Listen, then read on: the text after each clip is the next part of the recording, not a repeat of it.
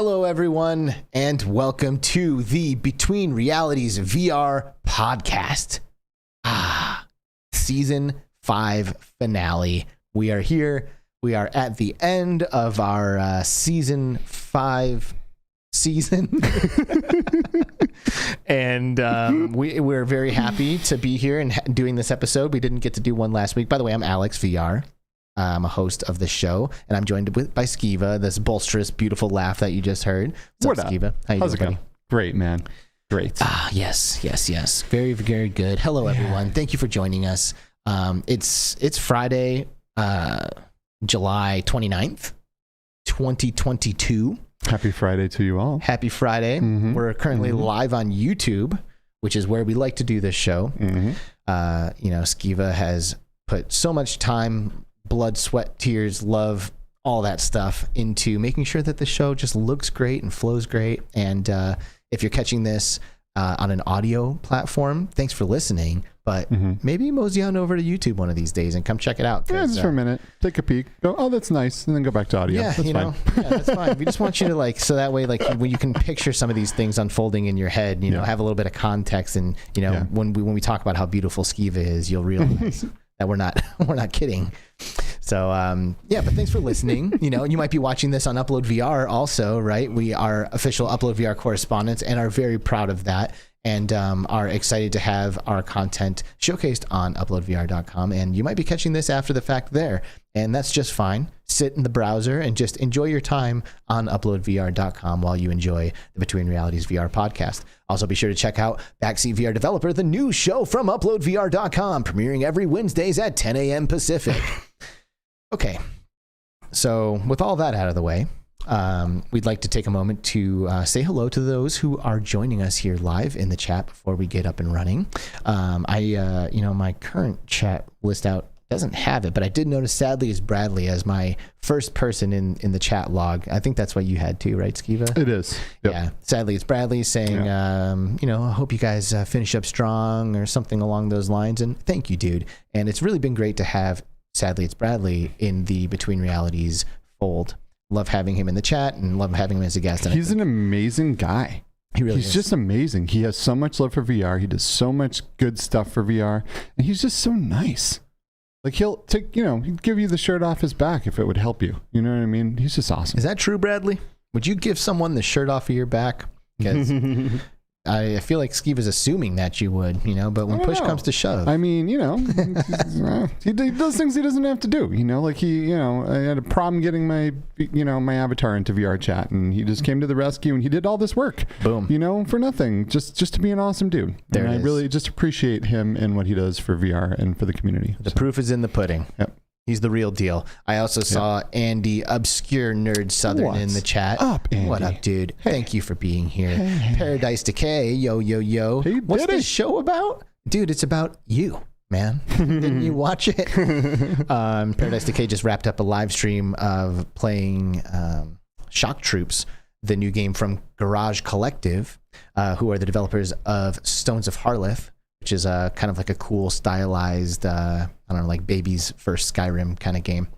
And Stones of Harleth seems to be getting some good feedback so far. And Paradise Decay was just premiering a video, and I was over there before our show started. Yeah, it looks good. I mean, it looks like a Doom, an old school Doom style, those old school graphics, but a tiny bit modernized, and looks really good. I'm excited to try it out. Yeah, definitely going to, especially with that native bHaptics integration. Oh, boom. It's going to be legit. Heck yeah. Very cool. So here's something kind of crazy. I think this is the first time this has happened. Diego Dargo, the super fat game cat, left a super chat before the show started because he wasn't going to be here to watch it live. Oh, wow. It's pretty messed up. Wow. I mean, that's pretty cool. It's amazing, actually. Heck yeah. It's messed up that you couldn't be here with us, especially when you're donating. It's amazing, dude. Yes, thank you so much. That's very kind of you. Let's get some confetti. Yeah, and oh God, I'm going to roll the dice. Yay! And we got the right button, so it's going to be a good day. Diego Darko said, gutted I can't be here for tonight's show live. Have an awesome show, people. Get a good rest and come back swinging after your break. Peace out. Peace out, bro. Peace. Peace out. Thank you so much. Thank you for your support. Mike Newton says the weekend begins. He's Q curator, and he's damn right. The weekend is beginning, and here we are, dude. So thanks for being with us. Here we are. Reese DeKing in the house. He's ready for the show. Andy's VR review says, "What's up, everybody?" He's been trying to wrap up some editing before the show starts. So cool. Maybe he's good. Maybe he's not. Buck3131. Good to see you, dude. Says, "Oh, why must you do this while I'm sorting out overclocking?" Man, put that to the side. You don't need VR time, baby. You don't need to do that. VR time. That's right. Dark Angel in the house. Happy weekend. Good to see you, Dark Angel. Hey, Dark Angel. Arcanian is here joining us. CreeperBetty. Yo. Oh, Betty. Hey. Happy VR family. VR Friday VR family. Good to see you, CreeperBetty. Yes, good to see you. Mo Beast Gaming. Another Friday, another reality. Couldn't have said it any better myself, man. I like that. Yep. I like that. The VR chat channel. Oh, we know who that is. What's up, Jason? Heck yeah. What's up, Good to dude? see you, bro. Livinator in the house. Wolf Raza's here. Hey. What's up, all? Space Denizen is here. Void. What's up, yes, homie? the Void Citizen. Yes. The outer space person who exists. He exists in outer space. Soul BC's here. What's poppin'? Hey, Soul. Good to see you, Soul BC. Thanks for joining us. Thomas McNostril. Hey, guys. How's Good to it see going? you, Thomas McNostril. Black Market Honey. Hey, good evening from southern Spain. Oh, cool. Southern Spain? Nice. Man.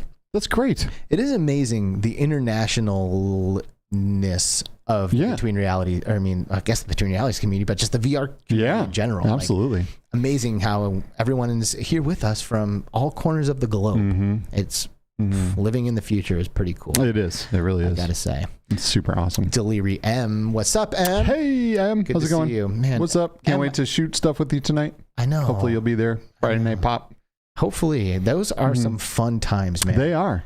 Yeah, anyone in here who wants to get in on some Friday Night Pop on, let us know, and you can come in and shoot stuff with us. And if you haven't ever done this, I highly recommend you set the time aside to check it out. You know, because I'm not always available on Fridays, but I like when it's like 7 o'clock. It's 7 my time anyway. When it's 7 o'clock my time, and I like see it coming, it's always like this like itch scratching, because if you've never played Population 1 in a private lobby with like names you recognize and like playing against them again the next round, and like everyone continues with to modifiers. That's the other part of it. Yeah. First of all, it means more to me when Skiva drops me than some random name that I don't recognize. Like when I get killed by Skiva, I'm like, oh no, Skiva killed me, and then I like want revenge, and it just like it's really fun. But then the thing that you just mentioned is the modifiers. It's insane. Like all the, I mean, what are some of the examples of the modifiers that they use? So usually they turn gravity down, so you just kind of like the way you climb, you know, if you just kind of pop yourself up, you go flying up into the air, which leaves you as a huge target up in the sky, and usually people don't survive that. But some of these things are really cool, right? Like turning the damage up all the way, and in pistols only, so one shot kills each player. Yeah. So, you know, or like things a deathmatch round where like you keep respawning after you die, right? Which really I think works awesome in those lobbies, because if we do a regular battle royale, I hot drop and lose. Right.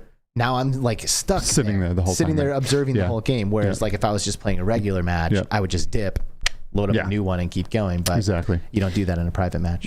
So having respawns on is awesome, and you know, they do all kinds of game types in there, and all kinds of fun little ways to experience Pop 1 in a way that you just don't get when you're just playing normal Population 1 with randos. Seriously, yeah, it is 100% worth it. And I mean, I don't know anybody else who's doing regular custom lobby Population 1. So. These guys are working on a year straight of Friday Night Pop.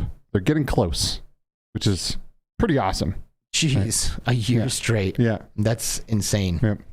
Pretty wild. It is wild. So anyway, Friday Night Pop is going to happen later, and we'll probably mention it again at the end of the show. Yep. Rista King left us a super chat. Oh, Rista King! Wow. That was epic. Epic announcement for an epic dude. Rista King, dude, with $17.99 in pounds. Cool. I'm learning my denominations. You're getting better. I'm getting much better. And I said that like very confidently. Now I'm like starting to second guess myself. He says, much love. It's been an incredible season of guests and the two best hosts on the internet. Aw, Reese, you're the best. We love you, man. We really do. And I mean, the internet's a big place. It is. That's a bold claim. It's huge. But you're not wrong. Hey, people. And eCoin to the Future's here. Hey, how's it going? eCoin's here. Mepper's here. Mepper's chilling.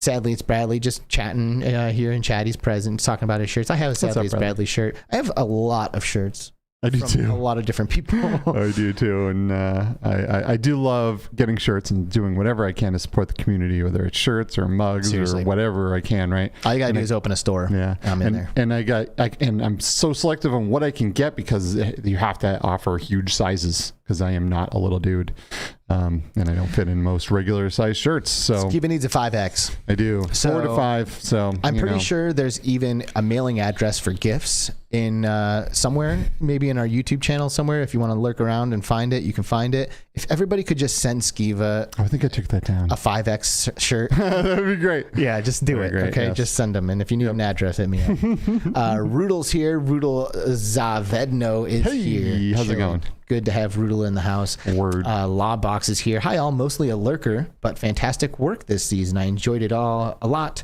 and the diversity of the guests. Thank you, Lurker, for being here. I honestly like it doesn't and I called you Lurker Lawbox. Thanks for being here, dude. But like I honestly forget that people lurk in these kinds of shows. Yeah. You know, like because it is often so like community focused and like everyone knows everyone and recognizes the names. Like I go to shows like this, like ours, for the connection to the community, you know, and some people don't really. I mean, I guess they do to a certain extent, but they're not there communicating in chat, making themselves known, saying like, hey, I'm here listening right now, you know, just so you know. And that's, there's nothing, I think that's cool to a certain extent. You know, I would obviously recommend anyone, if you feel comfortable, to speak up. You know, we love to hear from everybody who's in the audience. But I often forget that we probably have viewers who we don't know. Oh yeah. You know? Yeah, for sure. Yeah. But we love you all anyway, even if we don't know you. Yeah, we absolutely love you. Just saying we want to know you. It's almost like if you're willing to give us your time, you know, like I want to be able to connect with you in a way if I can. But, yeah, you know, no pressure. No pressure, people. Stay in the shadows if that's where you prefer to be. We're happy to be here for you. Chris Richardson's here. Hey, Chris. How's it going? Greets and meats. He likes meats. VR-ified games. Hey, guys. Hey, y'all. Yo, how's it going? What is up, y'all? Arcanian says, does Alex have to remember who he hasn't mentioned, or does he have an app for that? Alex just has the memory app in his brain, and he tries. I just repeat a name or two every now and then. You know, it's no big deal. Tom Flesheater Gaming. Yo, what's up, Tom Flesheater Gaming? Thanks for being here. Hope the flesh is yummy. Yeah, hope you are enjoying your flesh. Yeah. But you know what's funny? I read that and I almost assumed human, but like. You could be eating a chicken. That's absolutely. Yep. Just more fun to think that we have a cannibal in the chat. Yeah, it is. Skiva is not a flesh eater, people, by the way. Skiva is a vegan. Yeah, but you know, whatever you want to do, man. So don't send him flesh. 5X t-shirts and no flesh. No flesh. Guido 7335. Guido's here. Says, hey, everyone. Good to see you. What's up, Guido? Thanks for hanging out. Hussein X chilling in the chat. Hey, Hussein, how's it going? Of course, Hussein X, man. The dude, the homie. Tribe Grey Wolf. Oh, Tribe. What's up, baby? The homie. Tribe Grey Wolf. Yes. The true homie indeed. Yes. We love Tribe. Yes. And we love everybody else who is here with us and is joining us. And, you know. See VR Spry Guy in there. Oh, VR Spry Guy. Yeah, baby. Good to see you, VR Spry Guy. Yeah, you know, we, and Soul BC really quick with the super chat. He's got the $1.99 super chat. Those are dollars. And he's saying much love from the Soul Overlord. Take my money. We're taking that money. Thanks for that money. Daniel Kaz says a fellow vegan. Hey, Daniel. Hey. You can always find another vegan. Yeah. Sure. One. Just one. Find like one other at the place you're at. Yep. So, you know, we don't have a guest today, do we? We don't have a guest. But we do have some people who a whole bunch of people. I think they're gonna be popping in, saying hello. Be popping in. By the way, you know, maybe you're listening right now and you're thinking, man, wouldn't it be cool to just like jump into this conversation with these guys and just hang out for a little bit and do that? This is your opportunity. You know, we're gonna have a few people on the show today who we've kind of lined up. So, that's all good. But we have the ability to have basically anybody on. So for all intents and purposes, the phone lines are open, right?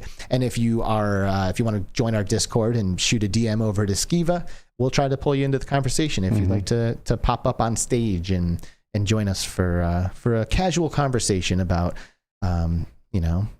the past couple of weeks and, what we're doing and where we're going and all of that. Sweet. Arcanian's dropping a 449. Those are pounds, man. Heck yeah. They're pounds from Arcanian, and he's saying, are we going to have another super chat tsunami? Well, I hope so, because you guys deserve it. Keep being awesome. Bro, that's really nice, man. Thank you. And yes, the floodgates are open, so just everybody open your hearts and your wallets. Just give us everything you have. Don't do that, please. Being here and supporting us emotionally means so much more to us than any financial support. But the financial support, it's really awesome. We have a pretty expensive week coming up. And do you want to talk about Game On Expo a little bit? Yeah, totally. So I'll start. Okay, cool. You got your hands full there, doing some correspondence. Yep. But yeah, we've been preparing to do this expo here in Phoenix. We've mentioned it on the show before, and it's called the Game On Expo. It is. I'm wearing a t-shirt right now from Game On Expo 2017. This is an expo that I've been going to for basically as long as I've lived in Phoenix. When I moved to Phoenix, I didn't really know anybody, and I guess at this point in my life, I don't really know many people in the city anymore either. But point being, I came from a smaller neighborhood, smaller community, and have always grown up in small communities. And I think that's one of the reasons why I love conventions so much, is because I'm not really used to so many people who like the same thing being in the same place.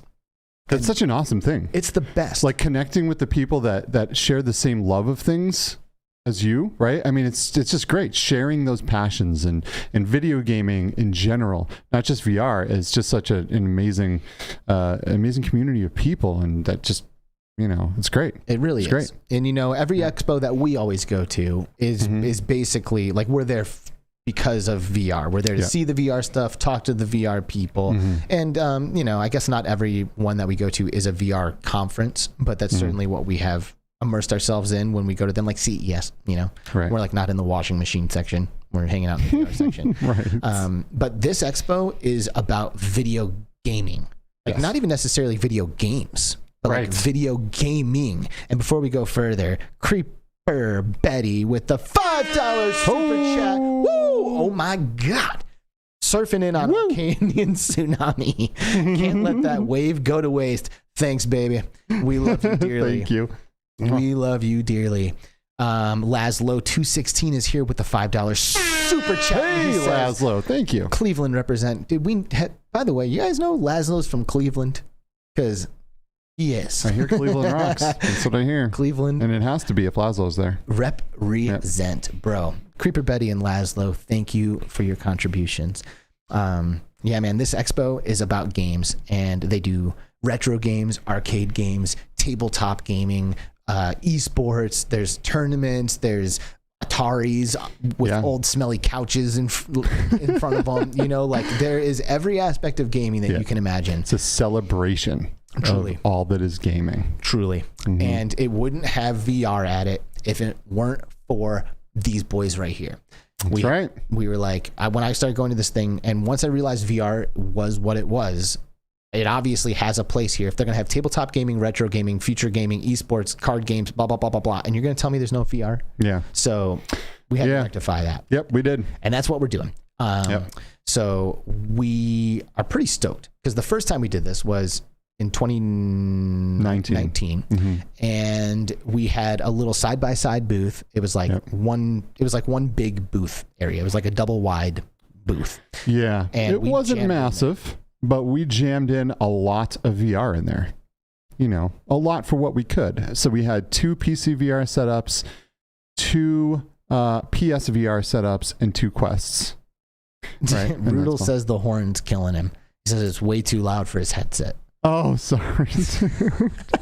Don't say that to Alex or he'll just spam the button.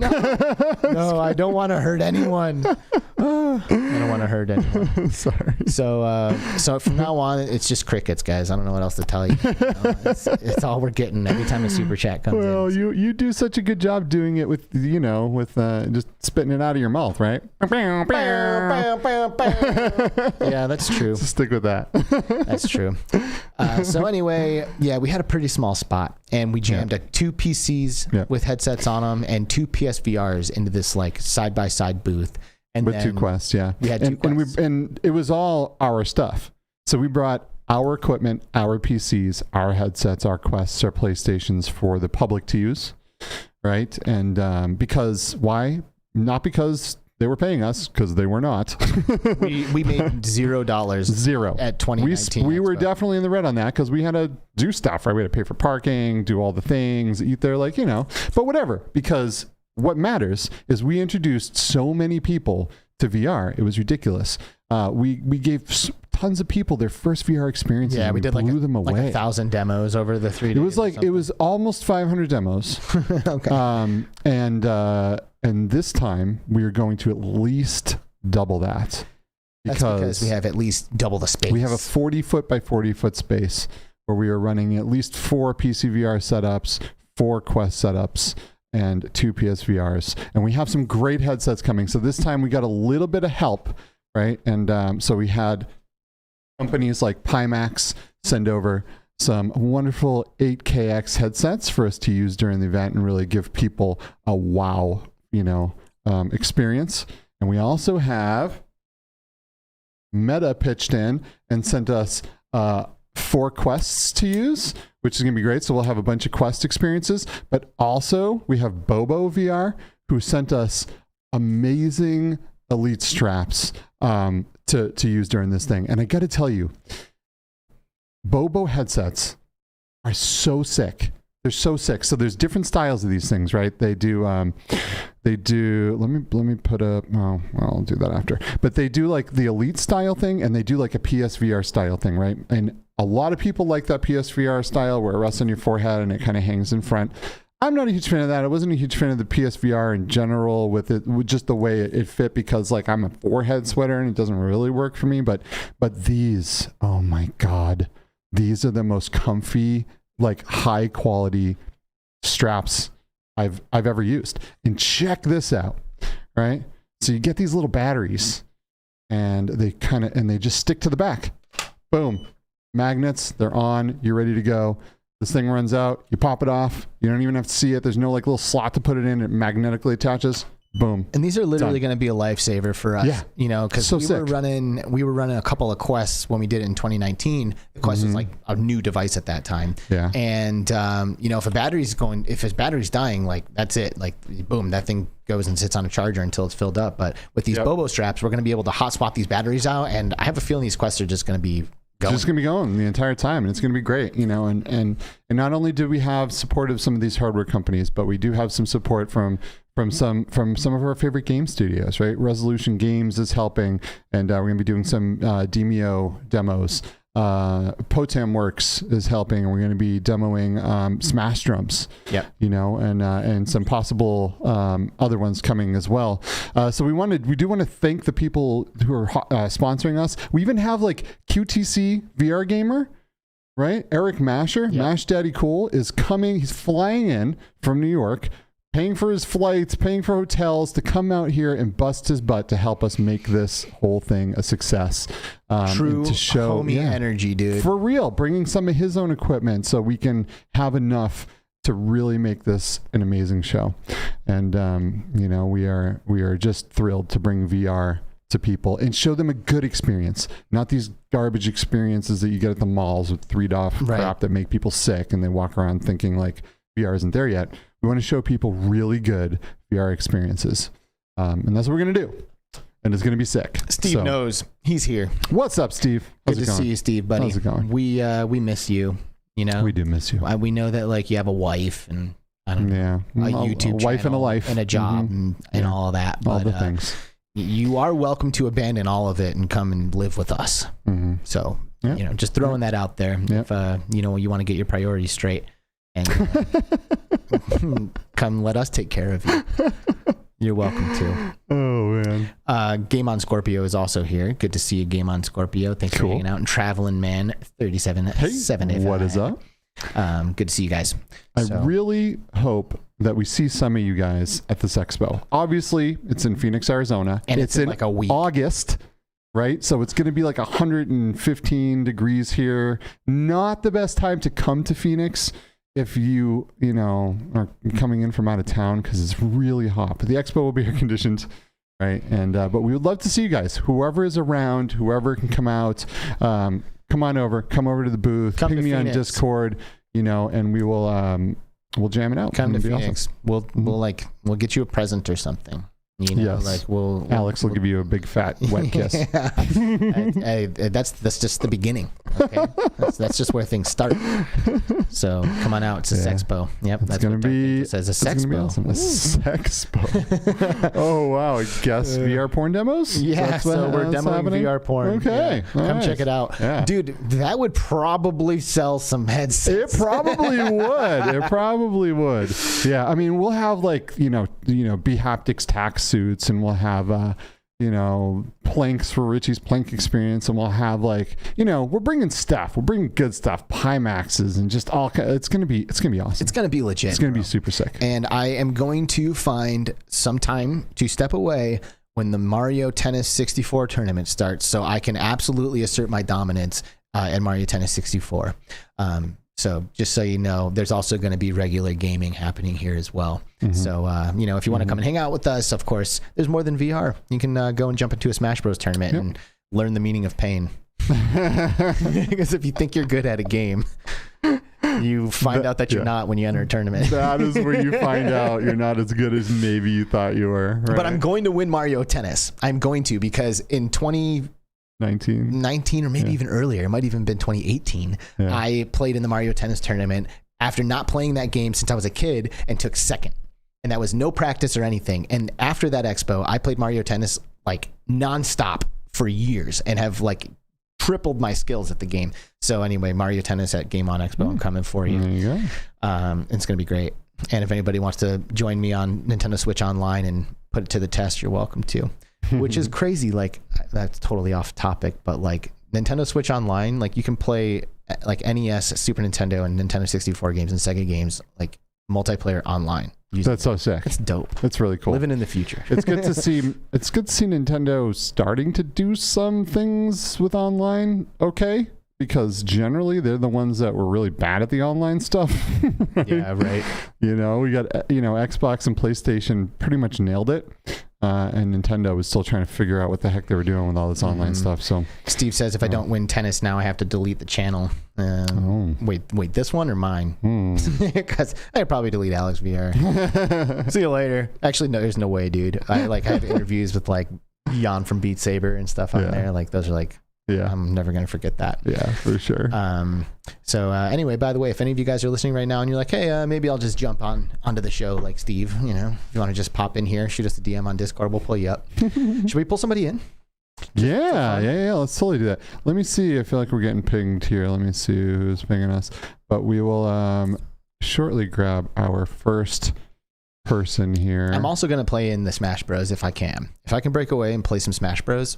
Smash Ultimate, I'm going to. And I will lose, but I love Smash Bros, man. I know you do, and you're really, really good at it. So yeah, I'm good. Yeah. I'm good, at the friendly party. I'm gonna beat everybody except for Hambone, I guess. Oh, really? Is he super good? Hambone's super good. I mean, we were neck and neck, but he edged me out with his Kirby. V Bunny Go, very popular channel on YouTube. VR content designed primarily for a younger audience, but they do good work. They do amazing work. Their production quality is through the roof. And V Bunny and Hambone are two of the most amazing people that I've met. Their whole squad is absolutely killer, and they're just so nice, and they're great people. Yeah. They really are. Yeah, they are. So let's maybe bring in our first guest here and see. Pull somebody in. Also say hi to Tigalova. What's up, Tigalova? Hey. Good to see you in VR Realm, Paul. Good to see you, brother. Thanks for stopping in. Holy cow! Hold on. Who is this that we have here? Wait. Oh, can I hear you? We need audio. We need audio from Discord. Wait a minute. Maybe that's possibly my fault. Hold on just a moment. We will be right back, Tribe. So just anyway, a second. There you go, people. That's Tribe Grey Wolf, and it was his Tribe Grey appearance, Wolf. and that's it. He is temporarily missing, but I am going to fix this issue real quick because I think I know what happened. It's totally my it's totally my fault. Totally my fault. Just a moment, sir. All right. And then we will bring him back in here in just a sec. All right. Hey! Hey! There he is. What's up? What's up, buddy? What's going on, guys? Hey, man. How are you? I'm good. How are you guys? We're great. We're great. Thanks for coming on and chatting with us for a few. This is awesome to have you on here. Tribe is one of my best homies. He's just an amazing, amazing dude, and he's a content creator, TikTok, Twitch, YouTube, does all the things. He's really good at it, and he's just a legit awesome, awesome guy. So, so happy to have you in here. Oh, shoot. Thank you. Yeah, I hear the crowd standing ovations. Dude, chat is just losing it right now, man. Everybody's going crazy. They're just like, they're throwing fire emojis in. They're not, but they really should be. The wolves, the fire, everyone is just freaking out because the wolves. It really is. You know? It's amazing. You know, I know personally for me, I mean, we've done this before, at least for a little while, and it was amazing for me to put a face to that voice because I feel like your voice is just like iconic, you know? It is. Yeah. It really is. Oh, shoot. Well, thank you. Yeah. You guys are making me feel nervous. I don't usually feel nervous. Sorry. Dude, hey, this is the big stage, man. All right, that's what happens. I've made it, Mom. Look. Screenshot, quick. It's too good. Well, you're here, and you can help us chat about something, right? Because we've got a couple of things to go through today. And we do. Figure it might be good to get some of our audience perspective on a few things that are happening, right? I think a good thing maybe. Well, first of all, you know, I don't know if you want to tell us a little bit about your channel and what you do, and because I know you and your wife, Mrs. Grey Wolf. She's working. Oh, cool. You guys do amazing things, and you stream games, and you do great TikToks that are informative with news. Hey, what's up, Jordy? What's up, girl? This is Grey Wolf. How's it going, guys? Yo, we're doing good. Okay, let me go back. Bye. She's doing right. Bye, Right Mrs. on, Grey Wolf. right on. Wait, so are you tribe, or are you guys tribe?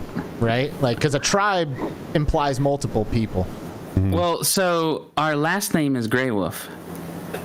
And that's a dope ass last name, bro. It is. You hit the lottery with that. Yeah, for real.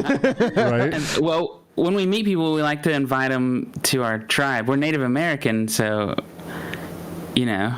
Yeah. We were like, hey, this is the tribe Grey Wolf. So anyone that, you know, wants to come hang out, come join the tribe. Heck yeah. Well, that's awesome. That is awesome. Even your name means community. That's great. I love that. Community. Heck yeah. Exactly. That was the word I was looking for. I was like, what's the word? But people call you tribe. They're like, hey, there's tribe. And like that's like your name is tribe. But like what happens when I join your tribe, like you're still tribe? Yeah, well, if you look on his shirt, it says Mr. Tribe Grey Wolf, right? And then Mr. Grey Wolf. Yeah. Mr. Grey Wolf. Oh man. Well, I'm just gonna keep calling you Tribe because that just works. You know? I don't know why. I'm like trying to figure out why it works, but it just does. What was the things we're gonna talk about? Oh, so I figured we could. Oh, I just noticed the camera that we have on us for you is not a very good view, so my apologies for that. It's like a head popping up and like, yeah. Do you want me to jump up there and fix it? Nah, that's good. All he needs to see is your little head sticking up out of the bottom there. I didn't know I was gonna get to see the green screen and the behind the scenes. What are you talking about? Here we're on a spaceship. What are you talking about, bruh? Immersion. That is like a typical reaction. A lot of times when we get people onto a call, they're like, "Oh, they can like see." You mean you're not really on a spaceship? Yeah. Supervision. Now I can see through the matrix. By the way, man, you've got a pretty legit little setup going, and it's pretty red. You know, like I don't have anything that could just turn my room red if I felt like it. Thank you. Yeah, I got the wolf back there. It says Tribe Grey Wolf on the wall. Yeah, that's dope. I feel like people really resonate, honestly, way more with like the shot of your room and like there's like dope stuff in the background than they do like you in front of a green screen with like images shifting. I mean, obviously, you know, what we do here is a little different, but like I think if I was going to start just like making content on my own, I would like do something like that, like put something in the background, you know, because when I started the channel, I thought it was like had to be green screen. I was like, oh no, I got to be in front of a green screen so I can change things, and you know, I have freedom to get creative, and I also don't have a sweet, awesome room and a bunch of red lights and dope logo and all that stuff. So that helps, you know. But I do think people like to see the room when they can. Yeah, for sure. And you know, I was lucky enough to actually fly over to Tribe. We hung out. I got to hang out in that very room that Tribe's in right now, and it was pretty awesome. And you and your family were a gracious host. So thank you. Thank you. Yep. Yeah, we you got to hang out with us in this room in virtual reality and in real life. Yeah, that's true. We both went into Neos while we were sitting in the same room. Yeah. Trying not to bump into each other. In Traverse. Oh, that's right. In Traverse, you 3D scanned the room, and I came over. Scanned the room. Yeah, and I came over before I actually went there in real life. So I got to visit you, and then it's funny because then when I went there, I was like, oh, I'm here again. Like I remember asking you where the bathroom was when we were in the VR version, and so I knew where it was when I got there in real life. Dude, that's weird. That is some true between reality shit, right? Like, right? Well, 100%. You're in like 4 realities simultaneously, and like sharing them with people. You know, I can see where that'll get a little harder to, you know. Yeah. You're starting to actually, your mind actually goes in between realities. Like, I could see us like having some kind of cool gadget in the virtual version of my room, and then in the real life, I go, hey, let me go grab that. Oh, it's not real. Yeah, we can't do some of the things we could in VR, right? But I also just imagined like a VR game of hot potato where like everyone's sitting around and like actually passing like a physical item around with like a tracker on it, you know, and like that item could have like properties in the game, you know, like a hot potato like explodes or whatever, you know. I kind of like the Void, you know, like the Void incorporates like real life items and stuff into the virtual environment while you're also walking around in a room, and like all that stuff is just completely awesome. Like your brain has these insane moments of like, whoa, what? Like, how is this happening? Yeah, it's great. So we get to hang out a lot, Tribe, me and you. We spend a lot of our time hanging out in Neos. And I can't imagine anyone in our chat doesn't know what Neos is because I'm constantly talking about it. But Neos is like a VR chat on steroids, right? Yes. Where you can do anything, accomplish anything, and really the only limit is your imagination. There is nothing you can't do. It's bananas. It is. Hey, and before we dive in too far into Neos, V-Roy Boy, dude. Roy Boy gave us a 60 schmeckel. A 60 schmeckler. 60 schmeckle. And I'm avoiding the horn. I almost blasted the horn again.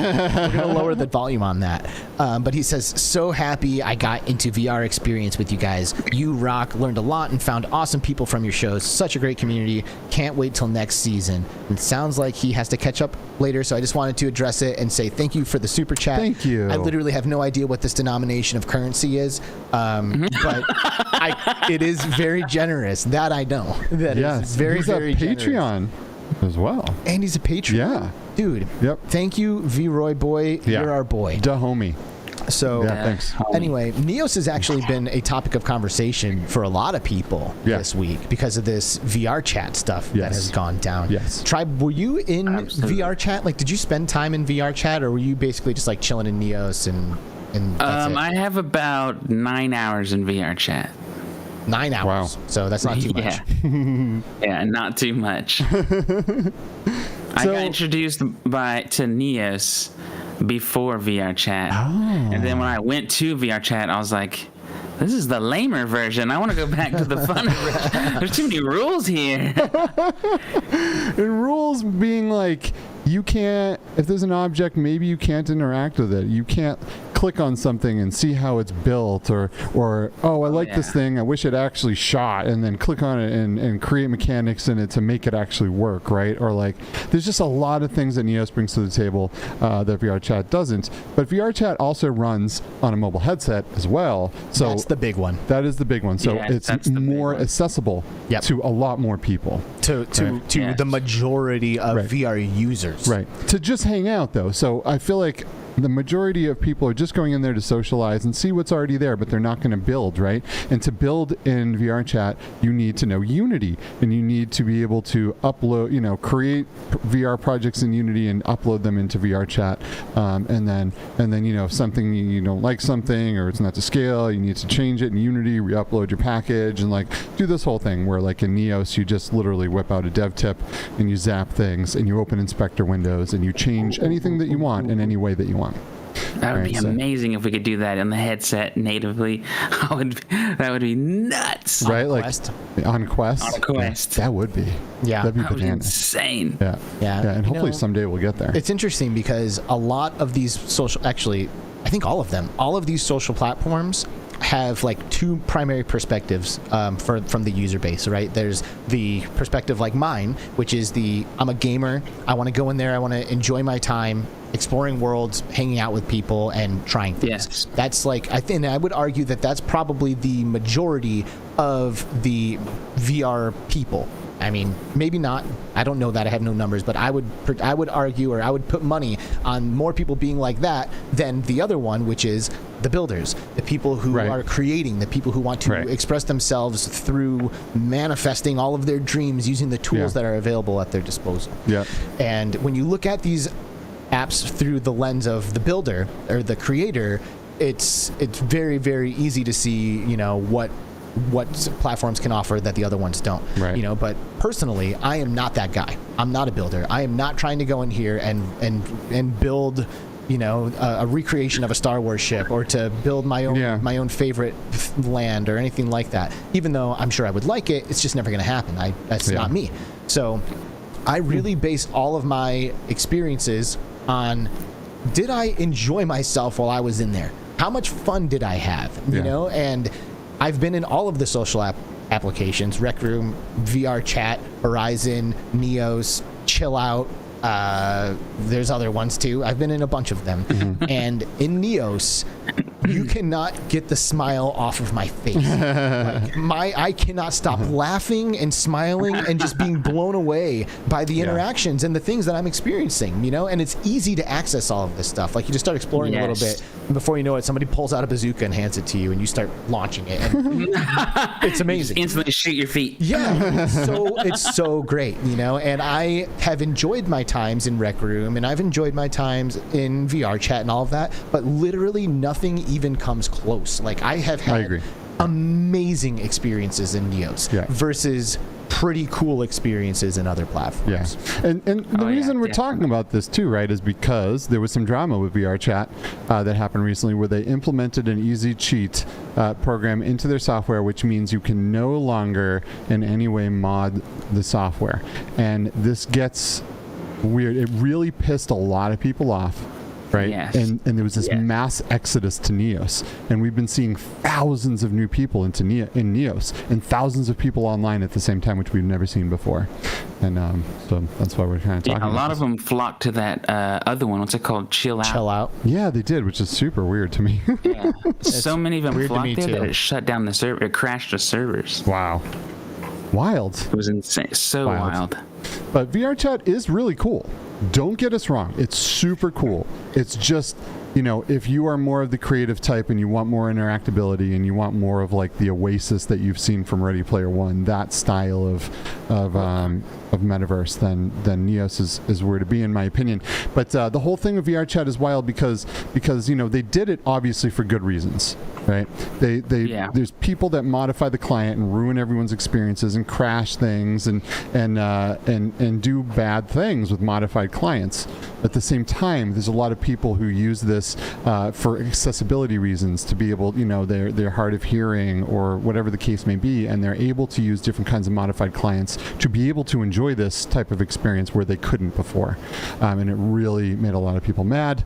Hence, all the people coming in Neos. Yeah. Well, and the other part of it too, and this is really the argument that I hear the most of, is the accessibility stuff. Yeah. Like, people modded VR chat so they could use it, right? Because they have, I don't know, things that prevent them from using it like a normal person. Mm-hmm. And I shouldn't have said the word normal. Yeah, I know.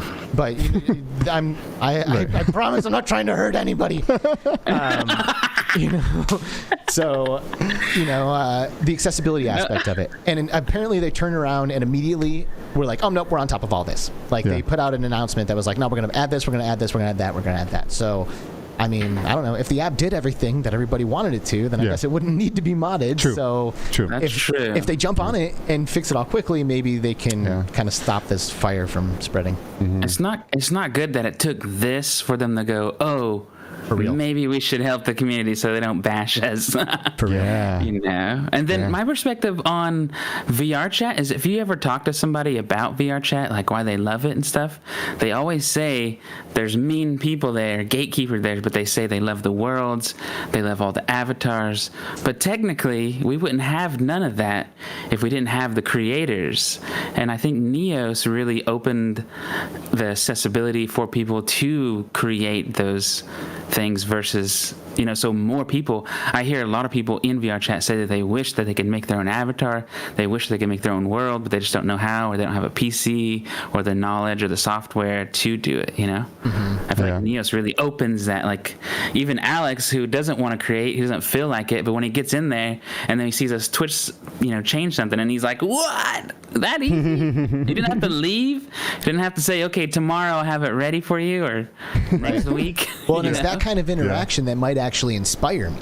Like, instead of because I feel like Horizon, they just assumed that the community would just jump in there and make a bunch of awesome stuff. They're like, no, it's cool, don't worry about it. The community's just going to show up and they're going to make everything, it's going to be great. Yeah. But when I went in there, I wasn't inspired by anything that I saw. In fact, all I saw was a bunch of stuff that left me feeling very uninspired. Yeah. So I dipped and I just don't go back to it. But when you go into Neos, somebody might be like, oh, you want this thing to make you bleed when you get shot by it. Done. And they just add it.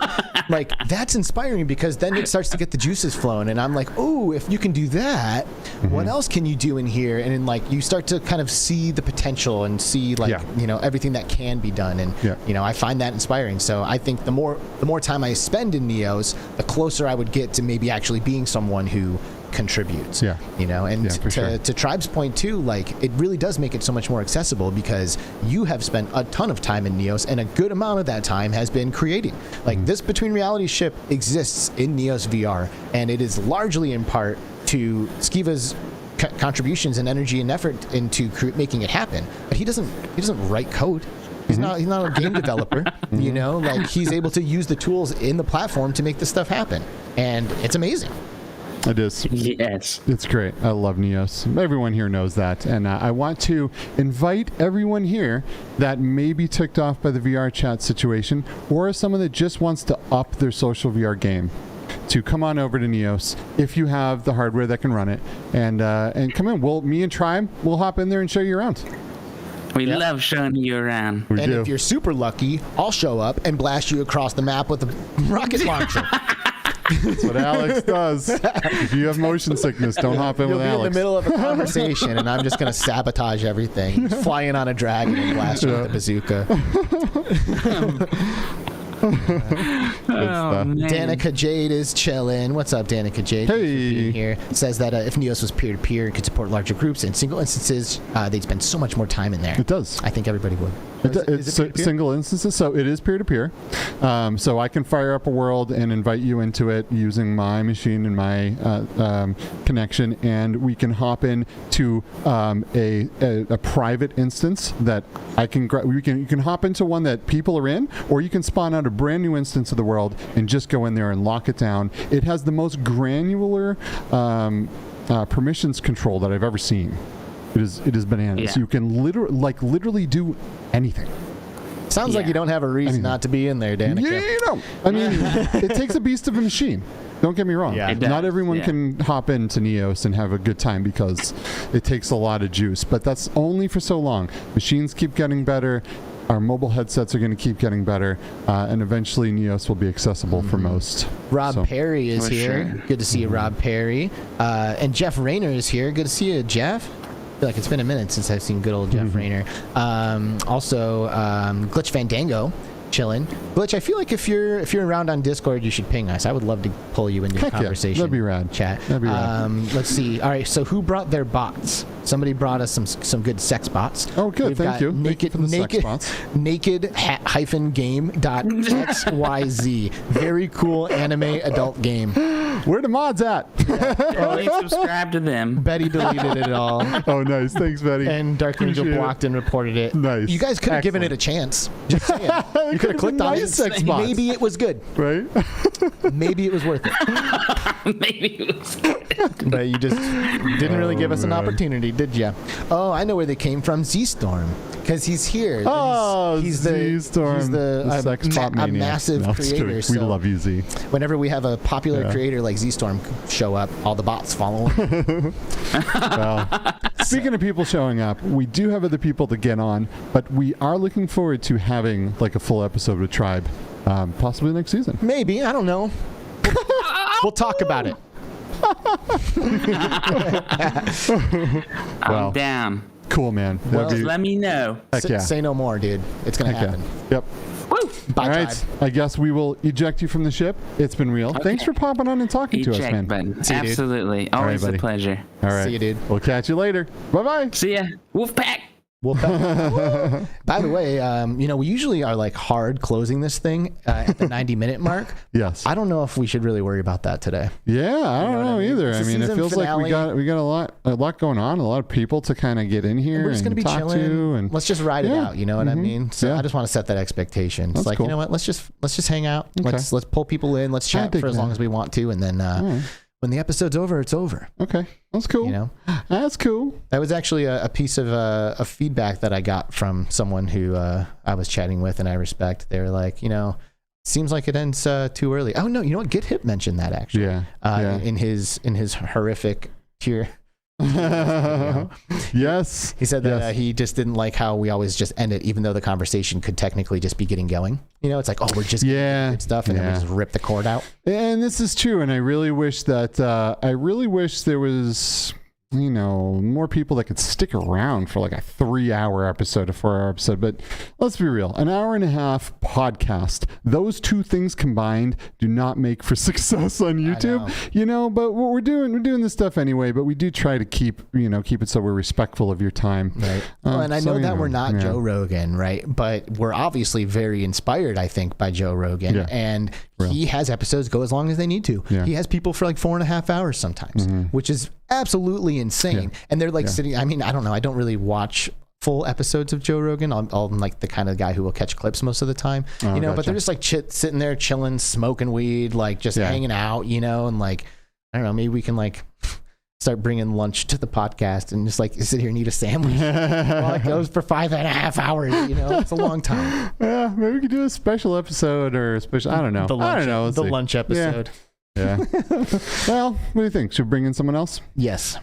All right, let's do this. Let me get pull somebody in. If you're listening and you want to join us, say hi on Discord, shoot Skiva a DM, and we'll try to pull you in with us. This is the community episode, and we're just going to be hanging, chatting it up. So. Yes, we are. Okay, let's see. We have our next person on the line. Who do we have here? Hey, it's Jason, the Livinator. Can you guys hear me all right? We can hear you. Audio? Okay, good. What's up, brother? Sound great. Got a brand new camera and everything here just for this kind of stuff right now. Nice. Excellent. You were like, this episode's coming up. Guys. Appreciate it. Oh, of course. Yeah, dude. absolutely. Good to see you. So the Livinator has this awesome show called the VR Chat Show, and this is not to be confused with VR Chat because this is a completely separate subject. It is a talk show where you bring in developers into usually Rec Room or Neos, and you create a level of the game to interview the developer in, and it is so sick, and it is like YouTube's greatest hidden treasure. I think it is really, really awesome.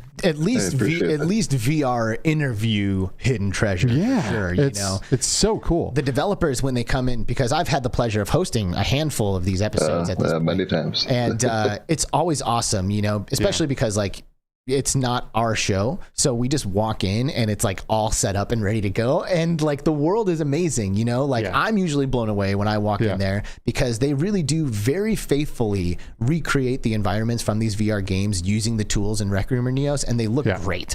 They do. And the developers are usually pretty blown away when they come out and check that out. Isn't that right, Liv? Yeah, I mean the experience is really like for them, and in a way it was kind of to get to know the team. There's some pretty talented people on the team. I wanted to show them off to the developers, so the future of VR is just filled with passionate people that want to make games. You know what I mean? And I feel you there. It's just a good experience for all. I mean, it's like I said, even you grace us with hosting most of the time, and I appreciate that too. And it's great having you do that, and even you're excited to come in there, and I appreciate that too as well. You know what I mean? It's just we want to do something different. It's a lot of work, but it's a fun experience for everybody. And then the worlds are left over there for people to go visit if they want to. People always complain on the PlayStation there was never any PS Home or anything like that. So we try to do our best to recreate something like that, like an experience where you can go in and kind of do it. Neos, like you guys keep talking about too, is going to allow us to do a lot of special things. So now we're going to be able to get assets directly from the developers. That's my avatar. Bring them in there. That's my avatar. We're going to create worlds based on that to where you can go see it. So if you want to experience a little of what a game's like, there'll be a place to go do that. And that, like you guys say, Neos will allow us to do that kind of stuff. And hopefully it doesn't look weird if I'm looking off in the corner here. I just can't look directly at the lights. No, we got you. The issue. So hopefully I need you to lock eyes with me here, Liv. I need you to lock eyes with me, brother. I'm looking at you guys, but I'm trying not to look at my little screen in the corner over there. So on the screen right here, we have an episode of the VR Chat show showing The Walking Dead Saints and Sinners, where they recreated that whole area that you're in with the bus and some of the stuff, and they brought in one of the developers. And this is a whole, by the way, this is a whole squad of talented, amazing people that come together and they work on this stuff fast and furious for like a month. They just jam on this stuff and really make super special things here. And not for like no-name games, right? Like these, like Saints and Sinners. Yeah. That's a huge game, man. Like Skydance Interactive, right? That's the name of the company that did that. Yes. Yeah, that's pretty cool, man. What do you just like email these guys and you're just like, hey, what's up? I do this show. Will you come out? And they're just like, yes. Well, yeah. I mean, it's kind of hard because we're not like we're kind of a niche channel. We're not everybody's cup of tea. Like most people like to watch gameplay. We'll be doing a little more of that soon. But so not everybody wants to sit and watch the long form entertainment and stuff like that. Yeah, so don't we know that? Yeah, we do. Yeah, and when you pitch an idea like this, it catches their interest. They're like, well, that sounds interesting. At first they're like, how much does it cost? And it gets into that. I'm like, it's not really about that right now. It's about helping you guys out and then getting something out there for the community to go visit and enjoy, or just for everybody. Like I said, for everybody to have a good time. Yeah. I love doing it. Yeah, it's a lot of hard work, and these guys put in many hours on this kind of stuff there. Well, and like you said, and they're doing it for. I mean, we do get the games. I'm not going to lie there. they do give us the game for doing all that work, and it's tough because like I got a crew of anywhere from working on it from like 7 to 10 people. So, like, at first we're getting in there, and then I'm like, hey, well, I need like 12 keys for your game. And they're like, some it scares them off, but it's like they're getting something back for it. You know what I mean? Like it's not like they're getting almost like a free advertisement left, especially in Rec Room and those places. I'm sure that's it's just and then it's something they enjoy. Like you're talking about the Walking Dead episode, like Guy was more concerned about how we could do more shows than talking about the game when he was there. You were hosting that one, remember that? That was kind of funny when he was doing that there.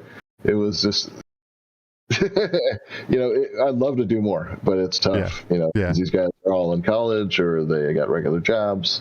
Right. Or kids or whatever it is, but there's not a lot of money getting thrown around, Well, the good thing is a lot of them are actually getting work within the industry now too. So all their hard work is kind of paying off for them, and it makes me very, very happy. That is awesome. Some jobs that they got I cannot talk about. a lot of them actually work for Rec Room now, so cool. It's kind of fun for the developers coming in there too, because we got the rights to give them whatever clothing they want. So they come in, they're in their avatar form. It's a little more comfortable for them than being on live chat like this sometimes. Some people get really nervous on doing that kind of stuff, so this way they can come in and be themselves. I've had people be really shy and just talk them into them. Like, just you're coming in, you're going to be talking to friends, basically, about your game. That's it. So come in, have a good time. They really enjoy it, and we enjoy doing it. So. CreeperBetty, who is involved in this, she's like a world builder, right? Like she's helped create the spaces. She says in the chat that Saints and Sinners actually used that room for an all hands meeting. That's pretty sweet. Yeah, they kept promoting the room, like seriously, like I don't know how many times I lost count afterwards. But yeah, we set them up as their own separate private room, and they jammed the 40 max people in there for their meeting. And just had a good time with it there. So, I've always had fun with it. We done stuff like that too, especially during the COVID times with, they couldn't do game release parties and stuff like that. So we'd have it in there. We'd create worlds for them. We'd bring in a DJ, like a live DJ, and playing music, and everybody just be dancing. Have their fake Rec Room beer in hand and real beer. Everybody having a good time. That's what we're about. We're about getting the community together, just like you guys. That's why I love working with you guys too, as well. Nice. I mean, it's all about the love.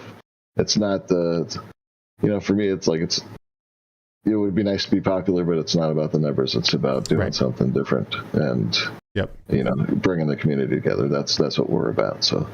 Well, we feel that, and I think that's why we all get along so well, because we have very similar ways of thinking about that. It's about the community. It's about showing the love for the things that we care about, and not about numbers and watch time for us, right? Or we would have all quit a very long time ago. Some people still don't even know who I am either, too. It's like, oh, who's that guy? Yeah, I'm not out there. I'd love to be out there like you guys, but I can't, I'm disabled, so I'm pretty much stuck here. I also do a lot of testing for games as well, and give suggestions and try to help just so more people can play too. So like I said, I do what I can. I stretch myself across a lot of stuff, so you don't always see me, but it's just all about getting people together. VR changed my life. I know it's been the same for you guys too as well, so I'm just without it I wouldn't have met you. We wouldn't be here right now talking about it. We've even met in person. Yeah, we did. We were driving out to Los Angeles Comic-Con, and we stopped and we hung out for a bit and had some coffee and chilled out, and it was great. It was super awesome. That was awesome. The Livinator is a very tall dude. Not as tall as me, but it was great to kind of look eye to eye to somebody, so that was awesome. There isn't many people I have to look up to in my life. I'm 6'4" myself, so but you're what, 6'7", 6'8"? 6'7", yeah. Oh yeah. Or 2 meters for our non-US people. Yeah, the picture was funny. It was like it was you and then me and then Alex. So actually, no, I was on the side. I can't remember, but yeah, Alex always looks tiny next to you, but he's not a small guy. The curse. Everybody thinks he's tiny, but he is not. But he's not. No, he's just cursed to working with someone that is very tall, and it makes him look shorter. But he's really not a short guy. You know. You know what? Yeah. I'll take it. I will take it because it's not often that like people are like surprised by my height. You know, because like I think I'm like 5'9". You know, it's like I'm like an average heighted dude. You know, like there are like most people. I don't know. I'm probably like 45th percentile or something for height. You know, like I think more probably are taller than me than not. But it's very rare that someone comes to be like, "Wow, I was expecting you to be short and small, and look at you, you're so large in stature." I'm like, oh well, yeah, you know me. You know, so I'll take those as W's. It's okay. Yeah, I gotta say it. You know, I gotta get you back here on that stuff. Thanks, man. And yeah, I feel you on the t-shirt stuff, Skiba. Yeah. Like I get a lot of shirts from people too, and I love it. But yeah, like a size small or a size medium or yeah, I didn't have it. And people are like, but this 2XL is really big, and I'm like, I'm really bigger. I'm not looking to accentuate here. You know what I mean? I wasn't going to come on wearing one of those shirts. Like, so yeah, so I feel like I should have like just put like a logo or something on there. Let's just put it there. Just representing like the channel or a game or something. Tall people problems. There's got to be another way around this, man. Like maybe like people could start making like sashes, you know? Or like a sashes. Yeah, you know, like a sash, so you can just throw it over, or like a vest, you know, or something. You know, we always have to get the T-shirt. I suppose. And get you a nice accessory. Yeah. How's that sound? That sounds good. Well, you know. Yeah, actually, the funny thing is, if you would even see my setup here right now, Resolution Games is supporting this today without even knowing. They're propping my mic up right now. Oh, cool, nice. My camera up so I can see you guys here right now. So thank you, Resolution Games, for your contribution without knowing to today's podcast. Resolution Games, they are so rad. Is so awesome. They make some of the best VR games, and they have some of the most community-driven employees that just want to engage with the community and make people happy and show off games, and like they're just awesome. They're awesome. Hyper responsive. Super great. Like anytime we've reached out to Resolution Games to do anything, we at the very least get a like well-spirited response. Yeah. You know, like they are there, like the homies, footing, like you know, finger on the button, like ready to go. Resolution Games is the real deal. I think they are the studio to watch for sure. I would not be surprised if they become like a huge deal. I think they will. I think they will be, you know, one of those like AAA developers down the road that came from a small beginning at the beginning of VR, and their passion for this type of technology and this type of gameplay and is just going to bring them. Guys, this is our opportunity now to get into some Naked Game. What? Naked Game? Probably shouldn't even mention it on the channel. I mean, on the show, right? Because doesn't that just like put fuel into their tank? Probably. You know, it's like... Is this the sex bot? Yeah. You're reading the sex bot. I'm talking about it. Okay. I'm talking about it.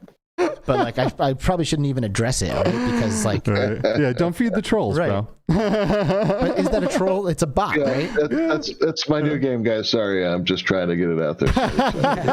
Naked Game. That's hilarious. That's what I've been working on. When you guys haven't seen me, that's what I was working on. Naked Game VR. Just kidding. But yeah, who knows? It may be interesting. You guys were right earlier. Who knows what it is? Well, hey, Naked Game, if you're out there listening, let's sponsor us for Game On Expo. You know, we just realized that we want some adult content.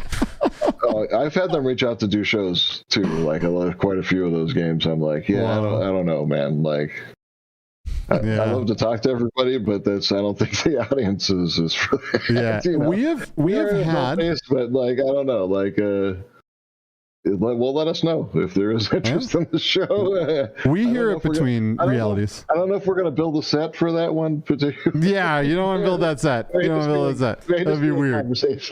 But We Hear It Between Realities had a full episode on the adult entertainment industry and virtual reality, and we had RobynzReality come on And we talked all about VR porn and VR, you know, the future of adult entertainment and some of the ethical issues and just a whole bunch of that stuff. So if you do want to check that out, go back. It's the RobynzReality episode.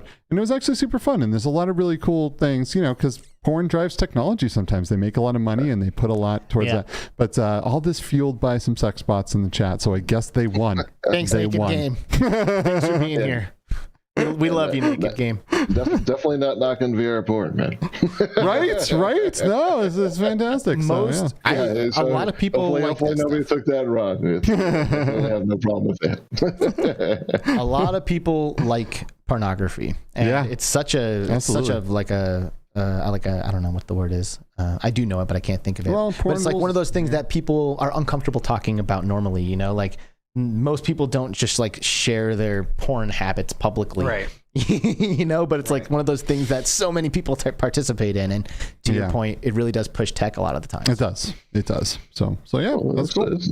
So anyway, check out Naked VR Game. Community too. Don't check out Naked Game. Yeah, everybody go to those deleted comments. We are not responsible for the malware that you may receive by clicking on any of the sex bots. Taboo. Thank you, Jeff Rayner. Taboo was the word. And they're not even giving you any affiliate stuff with it too. What's up with that? You know, let's give you a cut. At least give us access. Give me a key. I'll get in there and check it out on my cardboard. On your cardboard. Wow. Oh boy. That's funny. Well, what do you think, Jason? Anything else you want to throw out there before we pull somebody else in? No, I mean, I'm not here to self-promote. I'm just here to chat with you guys and shoot the shit. So I appreciate you having me on. Yeah, man. Absolutely. Yeah. Thanks. This is great. Been good, and it's been a good season. Thank you. Thanks. Appreciate that. You guys keep kicking ass. Keep being amazing because you're amazing guys. Love hanging out with you. Thanks, looking forward to killing you tonight. Yes, Jason will be in Friday Night Pop. Yeah, man, I can't even talk smack in Pop 1 anymore. Like I used to be good at that game, but I go in there now and just get bodied by everybody. Like it sucks. It sucks. Dude, come on, you're a killer. You know you are. You're a tough one to play against. I'll admit that. Okay, man. that's all I needed. Thank you. I needed that, man, because like I died. The prior, give it to. Yeah, I'm not that great. The person that just left the show, Tribe Grey Wolf, he goes in there and just destroys everybody. It's like, you know, no competition. He just wrecks us all. So it's thanks, really Tribe. All right, we're gonna let you go, Jason. Thanks for hanging out, brother. Yeah, everyone check out the VR chat show for real. It's awesome. You'll see all three of us in there, plus other people from within the chat. Yep. Yeah, we got to change the name of that channel soon because it's getting confusing for people to find us. Do that. I think you will see greater success. Do that. If you are not. And the funny thing is, they actually sent me a change the name letter before. It wasn't like a cease and desist or anything. I'm like, you can't trademark VR or chat. Right. Yeah. Our logo looks nothing like yours, so whatever. Well, they're VR chat. Yeah. They're VR chat. The funny thing is now they want me to build on their applications. Change your name and build stuff for us. Change the name because it has to be a little dissociation there. But I appreciate you guys having me on. Sorry, that's a weird outro for me. But no, it's not. It's not. Keep rocking, everybody in the community. Thanks, bro. You guys out there, right on. And keep being awesome. We'll see you soon, brother. Adios, buddy. See you later. Bye-bye. See you tonight. Paradise Decay is hot naked Alex games. Hot Alex triple X. He's got the Squid Games thing going, man. PD and we've got a special connection. Oh, I love PD. He hates our special connection, but we do have it. He's an amazing guy. He is an amazing guy, and he works so hard. And I see so many pings in my Discord right now. Oh, great, dude. Let's roll through them. Let's just roll through them, dude. Wow. Okay. All right. Let's roll through some people here. Let's see. What time is it? Because I know there was some people that had. It's 3:15. Okay. Let's see. Pacific time. Although we're not even Pacific. Like someone corrected us on that. We call it Pacific Standard, but it's actually like PDT or something. Oh. Pacific Daylight Time? Is that what that means? Pacific Standard Time? Yeah. I don't know. No. I don't know. We don't know denominations of money, and we don't know time zones. And we're never going to. So, just be patient with us about that. There's that. All right. So I think we have our next person. And everyone that pinged us here, please hold on. We will try to get through as many people as we can. This is great. I love But like you guys. we just said, dude, I just love you guys. We're gonna just keep going, right? So yeah, as long as as long as it's a reasonable amount of time, I suppose we're gonna be here all night. All night, I suppose. 12-hour episode. Let's get the next person on the horn. Get him in here. Let's see what we got. Are you sure you don't want me to fix that? I mean, I guess you could run over there, but you're gonna move the other camera. It's probably gonna be a whole thing. All right. People can just kind of deal with that view. All right, they'll deal with it. So yeah, who do we have here? Oh my gosh, it's Chi-Town D. From Q2C VR Gamer. Oh my goodness, D. How are you?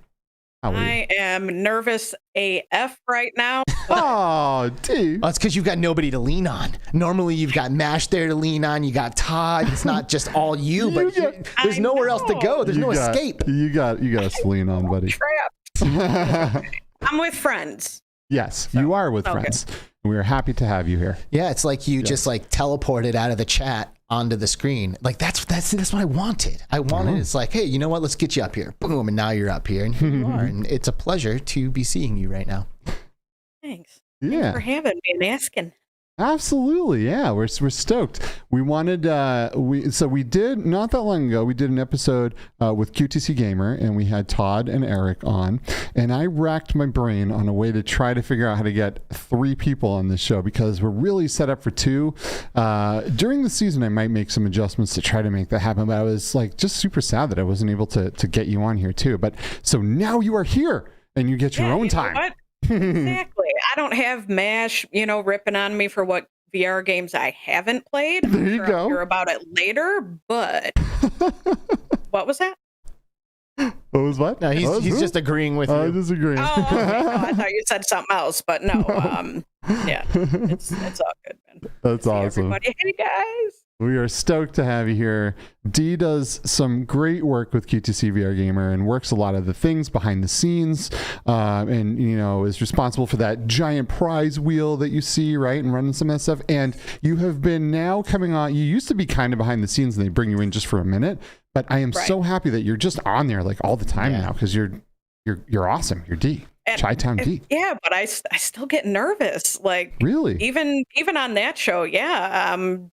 My just anxiety and my heart starts palpitating. I can't even talk. See, I told you I'm getting. Oh God, she's choking. Oh no, she's real from the ship. Sorry, Traveling. I'm not going to cry on this game. Oh, $5 super chat from Traveling Man, dude. Says he absolutely adores D. Oh, we all do. We all do. He was not kidding when he said that he was like racking his brain. Like it was like bothering him. He was like, dude, like. Oh, I want to be able to get Dee on here too, man, and I was like, hey, it's okay, like she'll have her time or whatever, it's cool, and he was just like, nah, man, like he was like, he really wanted to figure out a way to get you on, so he wasn't kidding, like he really did. You are part of that team, and you're such an important part, so and it was hard to see. Take your time. Still nervous, but no, it took me a while to feel like I was a part of it, even though I was there a lot of the time and doing, the behind the scenes stuff. Once I'm nervous. See, I told you I'm nervous. Well, and you do this stuff all the time now. Like you guys stream a lot. You're streaming on games. You're on the show. Like, yeah. But here's the thing. Just chilling. Here's the thing. Chilling. I actually see like a Skiva almost in this situation. This is someone who was not exactly preparing themselves to be on a microphone on a show all the time. I was not. But it's VR. It's the power of virtual reality and the way that once you figure it out, have no choice but to want to share this experience with other people who understand where you're coming from, So it's almost this like a drive that you don't control, and then before you know it, you see yourself on a show and you've been doing it for multiple years, and Skiva was the same way when we first started. He was like getting nervous before our shows and like I had to put the air conditioning on like 60 and freeze, and Alex would be like frozen during the show. Can we turn it up a little bit? And I'm like, no. He's like, no, man, I sweat too much. I don't like it. Yeah, but there's something about VR, man, and it's like all of a sudden you can't ignore it, and then you got to tell the world. You just have to do whatever you can do to tell the world about it. So yeah, and I've been a gamer for years, ever since growing up. Atari, NES, just. I built my first PC. Actually, the anniversary of it is 4 years ago today. Wow! I built this PC around playing Destiny because this background, Destiny. I love Destiny. Nice. So Destiny's great. If they could bring a game like Destiny into the VR space.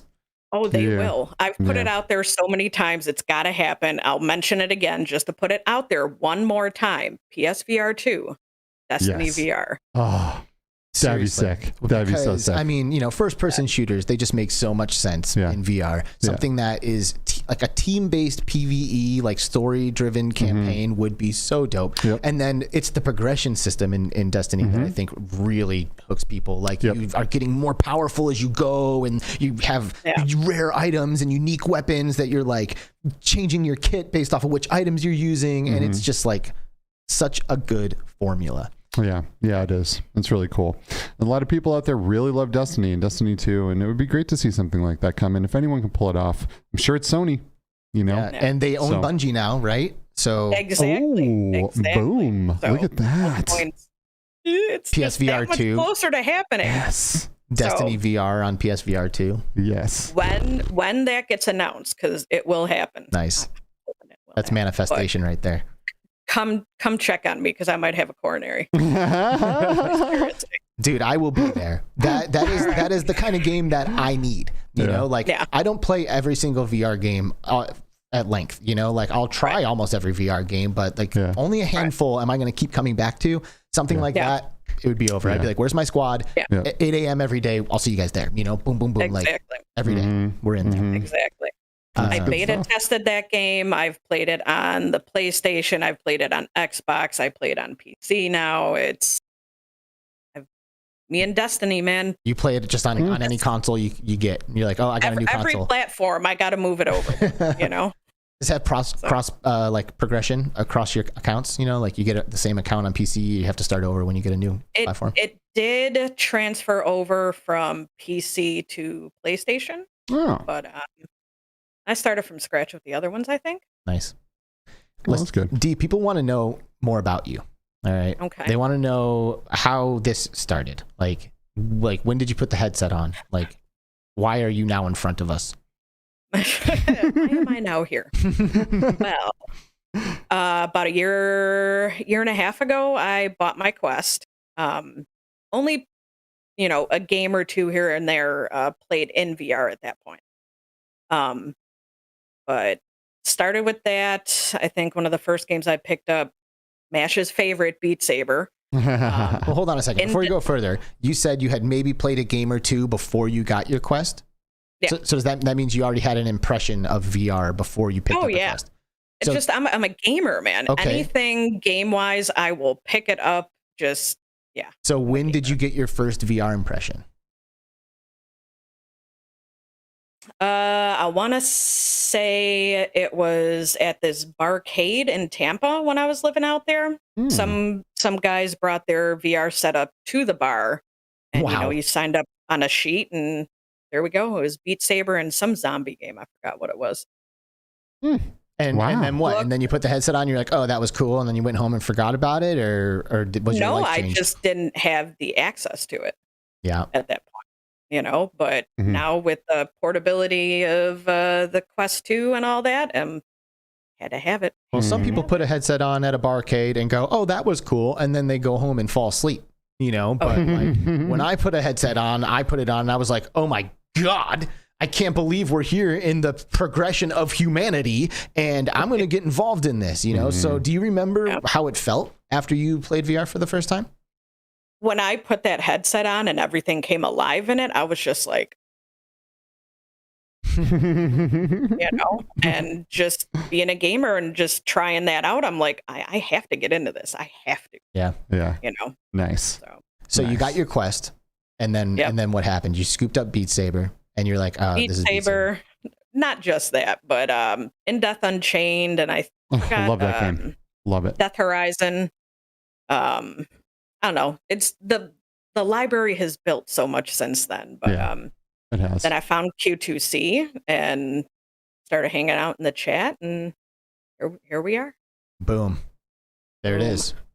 Well, there it is. So what's your go-to game these days? I mean, I've seen, is it after the fall? I'm going to guess it's after the fall, but I don't know. What do you spend the most time doing? Yeah, because that's what MASH wants us to play all the time, but I do love it. I do love After the Fall. It's so dope. Got to get those red discs, man. Oh, those copies. I know. So I love After the Fall too so much. Oh, I can't get enough of it. That and Blaze Rush. Oh, Blaze Rush. Absolutely love Blaze Rush. Yes. Dude. I love racing. One of these days I'll take you guys up on this. I have played Blaze Rush with you, and you're a great player to play with, and you're pretty good at it. So I try. Yep. That is a great game. For anyone that hasn't played Blaze Rush Star Trek, it is native to Quest now. Blaze Rush came out when the original Rift came out, and it also came over to Oculus Go when that came.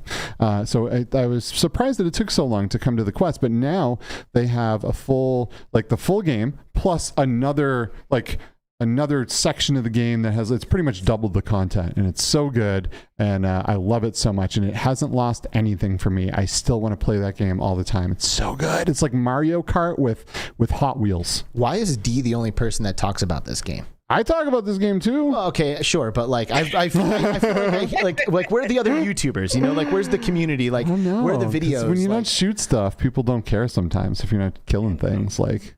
You know, Dang. I don't know. You got missiles here. You've got mini guns. It's so fun, man. It is. Guys, get on this game. It is. It's super good. It is really like Mario Kart with Hot Wheels. It's like third person, right? It is. You're looking down kind of at this table, and the camera has its own style, right? And some people don't like the camera in it, but there's a few games like it, but this one for me feels the best. The game just feels incredible, and it's so much fun to play. And I could play it for just hours and hours and hours and never get sick of it, even single player, because the progression system in it, unlocking cars and different types of weapons and going through all the different modes, and it teaches you about it, and it's so good. And there's even a mode now that's like Rocket League in a way. There's like a Rocket League score a goal type game. Bowl. Like Blaze Bowl or whatever. Blaze Bowl. Yeah. It's super fun.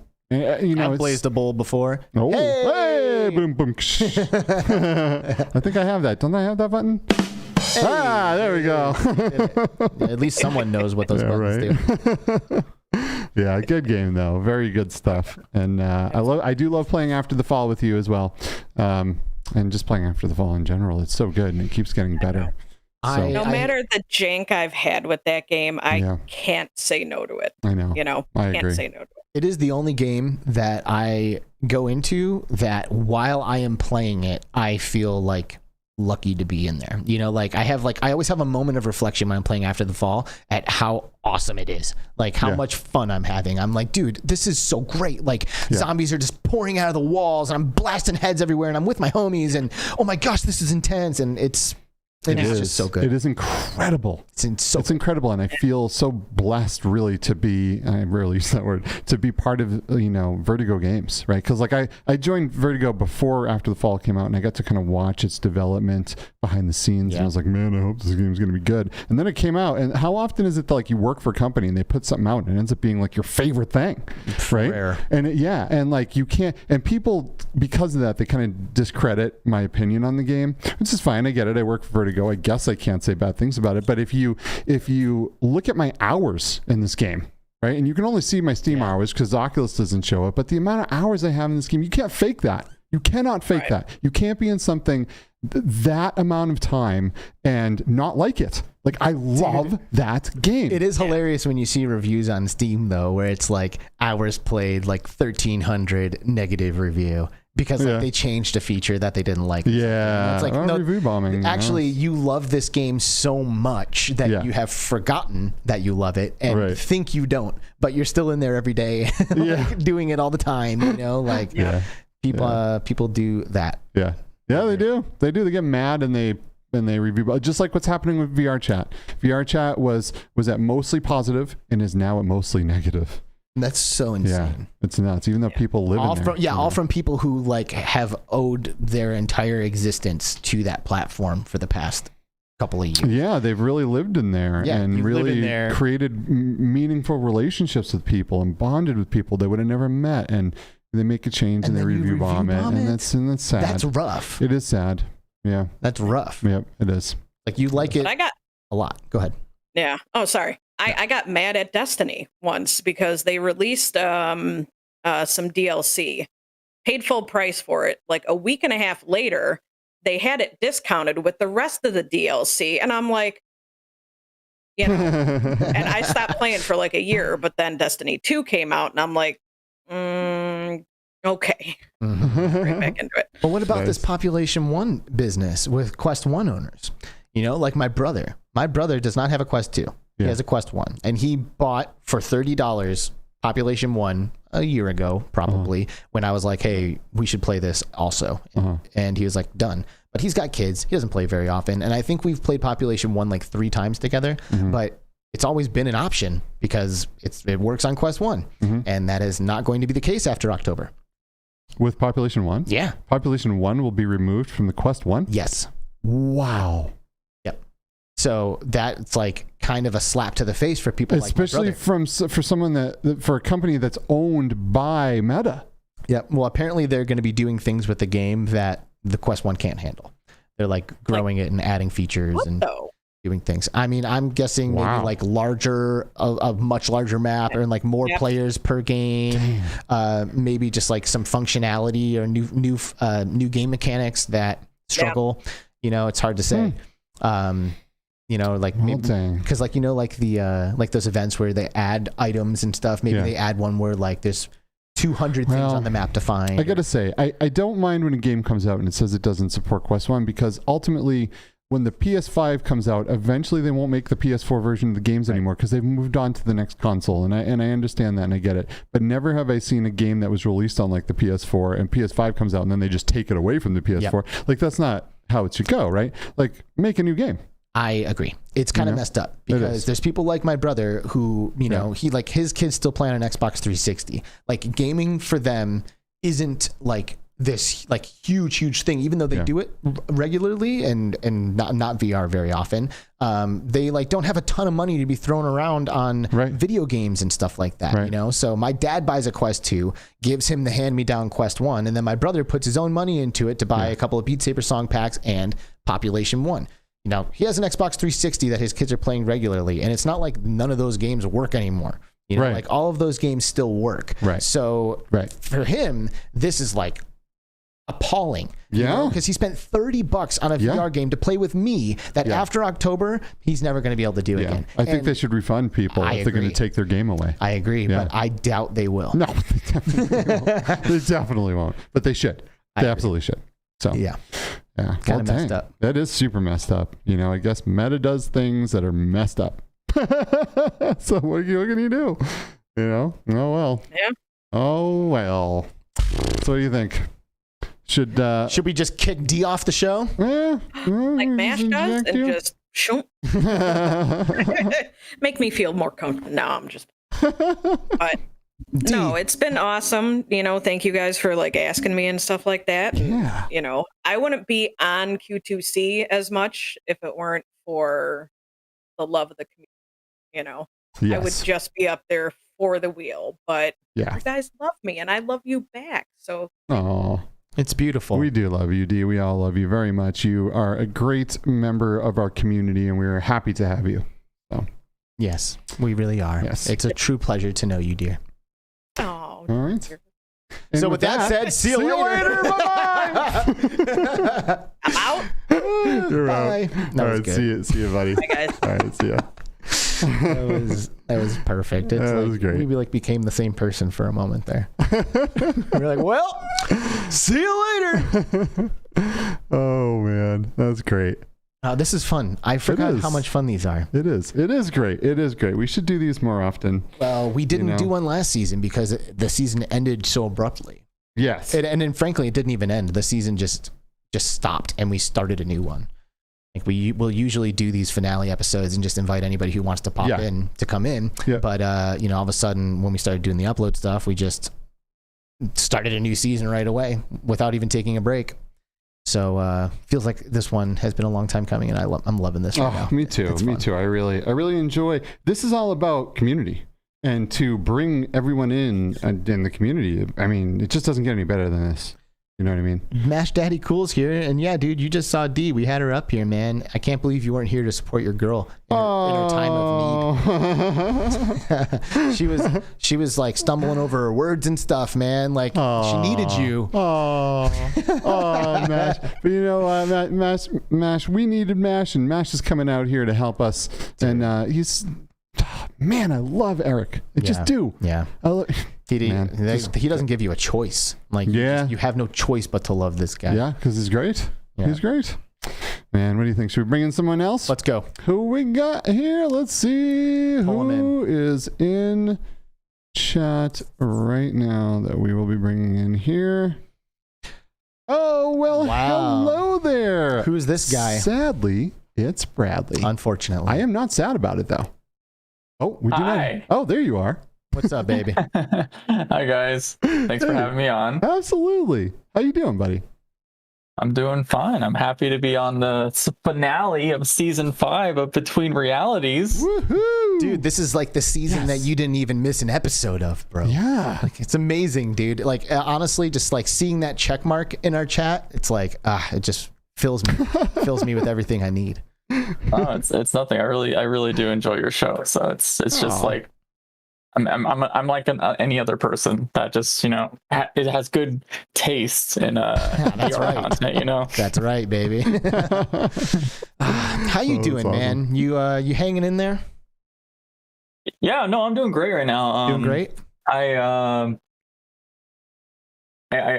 pretty much have put the cap on like Cambria leaks and stuff, which makes me feel like I can focus on way more things that's not meta related. And I'm also pretty happy coming off of the just really chaotic news this week in general. It's been kind of fueling my brain in a positive way, actually. Yeah, it's nuts, right? I mean, you spend a lot of time in VR chat, so I'm sure this hits you as well. And I know you've also been kicked out of VR chat for accidentally running modded clients. So this is all interesting, which kind of got you into Neos back into Neos for a minute. So I'm glad about that, because that's my hometown right there, so that's great. And then plus all this stuff with the Quest and the hardware prices going up, which is crazy. I know.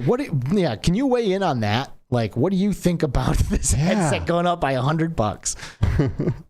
I think it's great, actually. Like, honestly, I think it's so cool for the industry. I know people are like, oh, it's gonna kill VR adoption or whatever, but I don't really see it that way at all. I think it's I think this was going to happen eventually, especially because, you read that earnings report from Facebook and you see things are not going well. Yeah, like 2.5 for them billion compared or something. to previous year-over-year stuff. So, but it's already interesting to listen to what the community's saying about like that. But when you start talking to people who work at competitive companies and they're like, I can't believe they did this. They're giving us a chance, basically, and that's what makes me really excited about it more than anything. So it's weird. I mean, I think a lot of people look at this and say, "Wow, imagine if I bought my cell phone, and 2 years later that cell phone went up."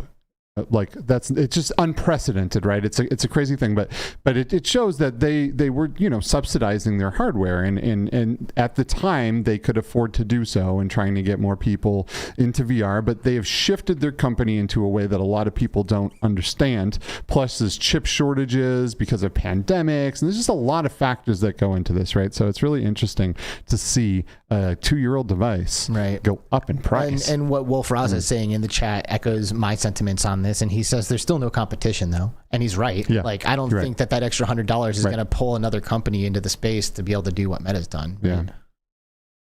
No, I don't think so. I mean, I think there's not like one reason why they're doing this. I think people are pretty simplifying, like, oh, it must be this reason why they're doing it, or it's just this one reason. There's a lot of reasons why they're wanting to do this kind of thing now, but I think it's just preparing people. I don't think we're gonna have a $300 Quest anymore. Like in the future, for future headsets or whatever. I think this was a very rare case. I still think the Quest is being subsidized even at $400 as well. Right. Yeah. So yeah, I don't think it's a big deal. Again, it's gonna still sell well because especially when there's a much more expensive headset coming out later this year, people are still gonna be like, well, I guess I'm still stuck with this or any other competitor that may come out. But like you guys say. Yeah, you know, Chris Richardson in the chat's here saying something good. He says, I still say it was $100 less when launched, and the price hike is the price of not having a Facebook login. I think that's an interesting perspective because maybe a piece of it as well. A lot of people, when the Quest came out, were like, I would pay double to have this thing not be attached to Facebook. You know, like I feel like I heard that kind of sentiment a lot. Absolutely. So the $100, if you want to think about it from that perspective, doesn't really seem like a whole lot. Right. You know, it's like, okay, well, here you go, Facebook less, $100 extra. Yeah, and because of the removal of the Facebook requirement, I would now recommend this headset. I mean, I would recommend it to a certain extent, but always with the caveat of the data. I would, you know, the people that I talked about getting Quest, I was always like, look, you can get this and it's cheap, but this is why. You need to know why. Right. You need to go in this knowing what's happening, right? And now it's you know, there's still a data collection, obviously, right? But this is still a little bit better now than the way it was before, at least from my perspective. So yeah. Well, I think you're the first and probably only person to say that you think it's great that the Quest is going to be $100 more. Like, I'm pretty sure everybody is pretty salty about it. I mean, they'll get over it. I mean, there's just multiple economic issues in general. Like, things are going to get more expensive anyway. But I just think, I don't know. I don't see the short term. I see the long term of a decision like this, and I think we're already getting to a point where there's a lot more competitors trying to invest in this market, and that's just like one more little thing to make it easier for anyone that wants to hop in and give a competitor that everyone always says that they want. So I see it as a pro. Well, that's good. I mean, we all have Quests already, so you know, we're not paying an extra $100. No, but you know, sometimes it's nice to get those things as gifts. They were giftable price range almost. Yeah. Do you know what I mean? $299 is super giftable. Yeah, it's giftable depending on your situation, right? Of course. It's still $299. It's still a lot, but you know, now it's an extra $100. Maybe I won't get, you know, whoever that Quest for Christmas or something, but you know, but maybe I will, you know, I mean, because cost is relative to the person. Right. You know what I mean? It depends what you're making, what you feel, you know, the value of that thing is. So, and it's still worth it, you know. Oh, it absolutely like is. Mickey Bear saying it's still a good deal. And absolutely. They're right. It is. It's still a good deal. The Quest does so many things, right? It's a mobile headset. It's a PC VR headset. It's a wireless PC VR headset. It's a video player. It's a, you know, it's a gaming machine. It's all of these awesome things. You know, it's I'd be very hard pressed to find anything that will give you that much value for that amount of money. Are we all going to buy Cambrias, Brad? I don't think that many people are going to. I think YouTubers are going to buy Cambria, but I don't think that many normal gamers are going to buy Cambria at all. Yeah. I'd be very shocked. Yeah, it'll be interesting, especially now. I think a lot of people's perspectives have changed on what that device will cost. And I think Meta's perspective probably changed on what that device will cost. So it'll be interesting to see what happens here. You know, I am always down for better, nicer, more streamlined, thinner, lighter, you know, better lenses and screens, headsets. You know, I wasn't, you know, I didn't blink an eye. My wallet did, but I didn't blink an eye at buying an Index or any of the headsets I've ever owned before because this stuff is important to me and I love the technology. So, but yeah, I don't know. Well, that's another thing I kind of want to bring up is like, you know, when I hear a source tell me that the Cambria may cost $1,500 and I report that, people are just genuinely shocked. And the reason is, I think, is because they have been selling the Quest 2 for $300. That like that huge gap is just shocking because when people think of Facebook now, all they can think about is that low price tag, which hurts them. Or outside of competition, but also that low price tag kind of hurts anything that they want to do for the super high end or anything way more expensive. But I mean, but if you even if you compare like the all the rumored specs for Cambria or whatever with like the Vive Focus 3, which would be a similar price range to the rumored price, you definitely get way more out of Cambria than the Focus 3. So again, the pricing, the low end does kind of affect anything that Facebook wants to do in the high end, because just the way things have gone so far. Right. Yeah, well, and like you said, like you're looking at the horizon, you know, a little bit, and obviously they are as well. No pun intended with the name of their stuff, and we got a long way to go in this industry. You know, like these headsets are going to be changing drastically over the next 10 years. You know, I mean that's just to throw a number out there. So true. Yeah, it's amazing that we're all here for it. It's all very exciting. It is. I wanted to ask you about Live, if I can, Bradley. What's going on? Like, can you tell us a little bit about like what you're doing at Live and how it's going, and you know, your general thoughts about being in the industry after putting yourself out there? No, it's been great so far. I actually just got back from like a company retreat. They sent us all out to Europe, and we got to meet each other in real life for the first time and everything, and it was super sick. Wow. Just lovely group of people. I love all of them so far. But as far as like the actual job goes, it's great. They pretty much give me the freedom to do basically marketing the way I think VR marketing should be done. And that usually involves like, I always want to push community management to the VR realm rather than just focus on Twitter and YouTube and blah, blah, blah. So what I've been doing is working on like actual studios where we create a space where content creators and anyone else can go and record either podcasts or like fun little videos with like customizable stages that we either work with developers that have like for example Veil. We can have a Veil themed stage, and like also work with shows like you to have like recreate your stage for some people may want to take pictures. They're big fans and like the actual social space, do events and whatever. So that's been my big thing, and it's been I just had my first, I call it Live Live show, where we kind of go over all of our updates and everything, and engagement was very well for that. So I'm very happy right now. I'm doing what I'm doing at Live. Nice, dude. Nice, now, cool. when you're talking about like building these spaces, are you talking about building them virtually or something that you go to in real life? No. It's all virtual. Like I'm like, for example, I only we have it for VR chat right now, where it's like an actual world that's like all dedicated to just people putting up their avatars and just recording content and checking out the world that we create and showcasing any developers or anything within that world, basically. Got it. Soul BC, by the way, snuck a super chat in there of $1.99 American US dollars. Very nice. Saying, no, I'm just going to leave this here because I'm a lurker. Thanks for lurking, dude. Thanks for lurking. Thank you. So, I mean, dude, you did it. Like, you like made a video, you made a post, you're like, yo, somebody hire me. And then they did. And now here you are and you're chilling. Like, congratulations, man. Mm-hmm. Thank you. Yeah, that was, I kind of originally, like, I thought it was going to be mostly a joke, making like a resume video on my YouTube channel, but it actually got way more people messaging me than I could have ever expected. So, some of these companies, huge companies, and I was like, wow, that's awesome. I actually can pick what I want to do. And yeah, I ended up with Live because I just felt it was the best place for me, because I've been doing, I've been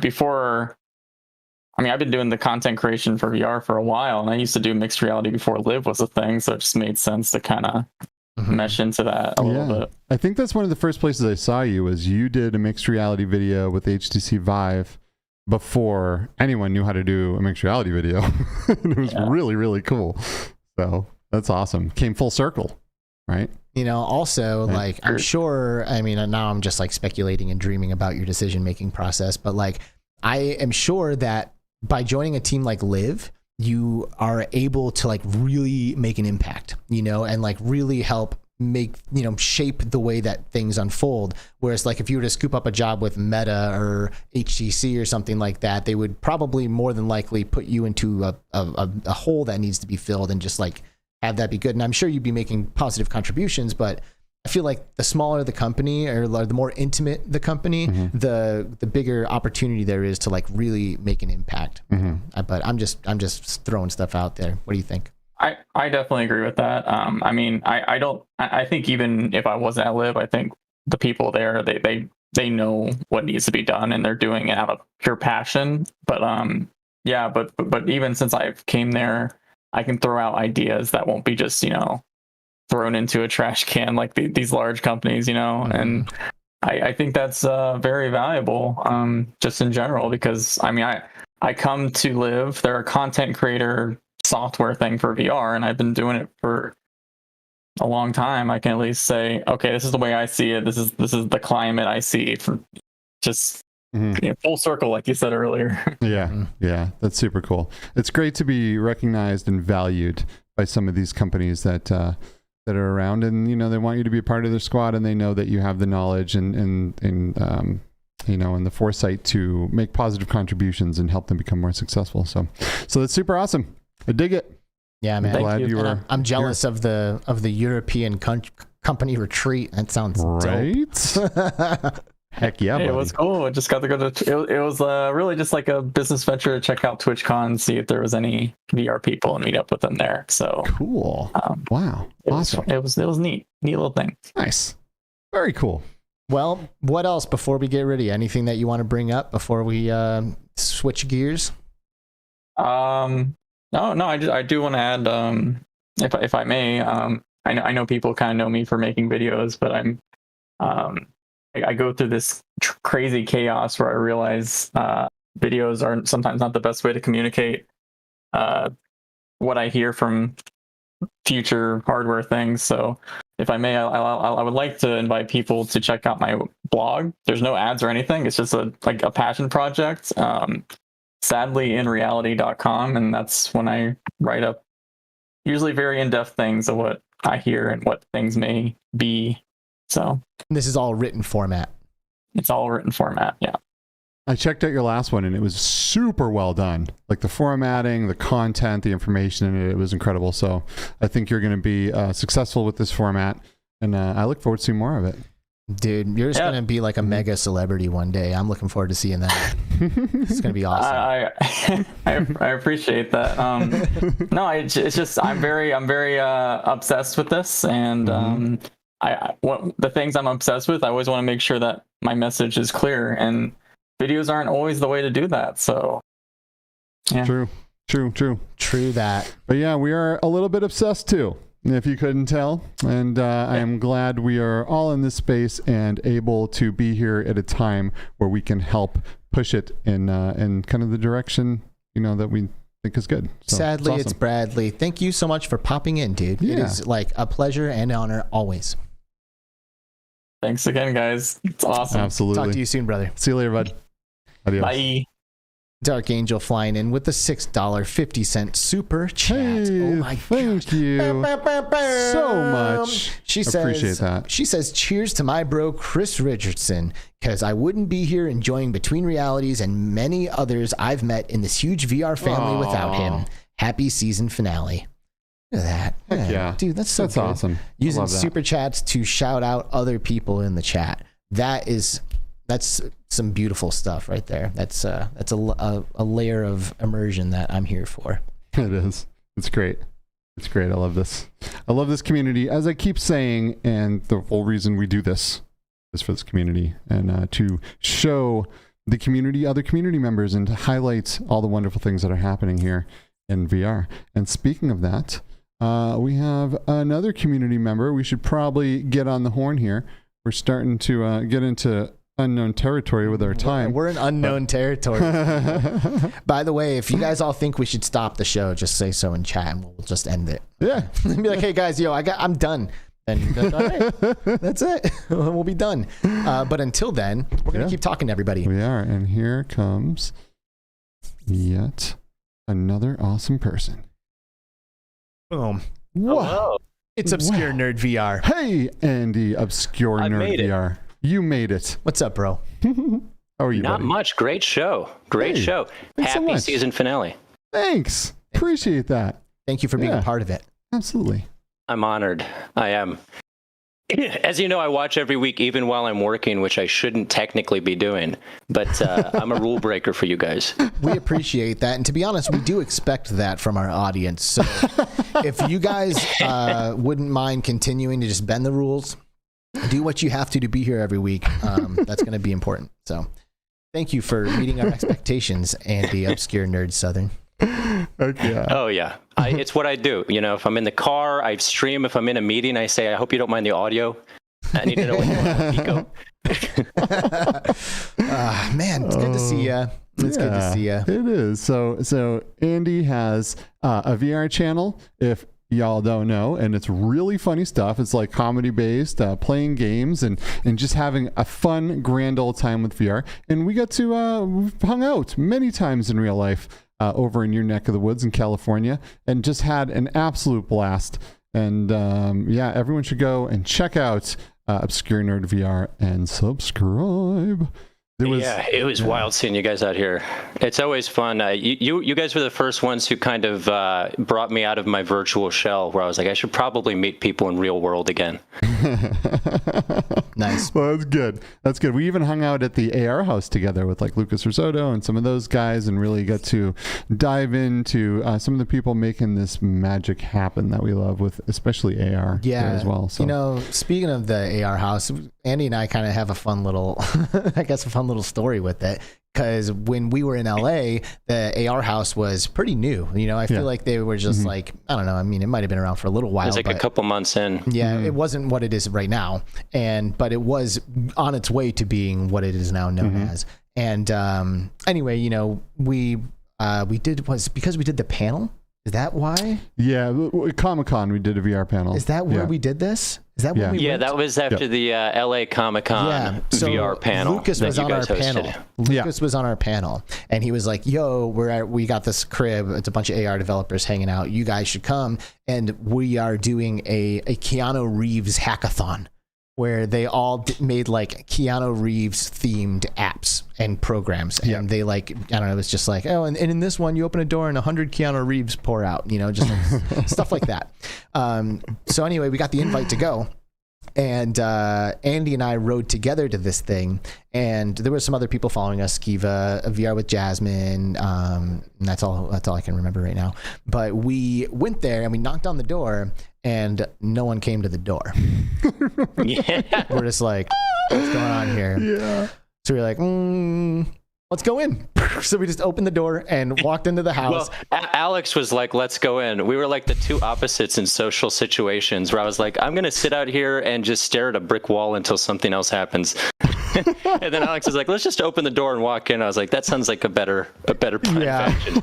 So we did that and literally walked in to like their like awards ceremony. They were like handing out awards, and here to the most innovative Keanu Reeves app, this goes to, you know, and they were like up, and it was this big thing, and we like hid in the shadows of the kitchen, like next to the refrigerator, like listening in and like waiting for an opportunity to like break in. Meanwhile, Jasmine, I think, comes up to the crib, knocks on the door, no one answers, and they don't just walk in. So we're like inside the house. Some people are outside of the house, and we just creeped on in there and waited for that. Yeah, we hid in the kitchen.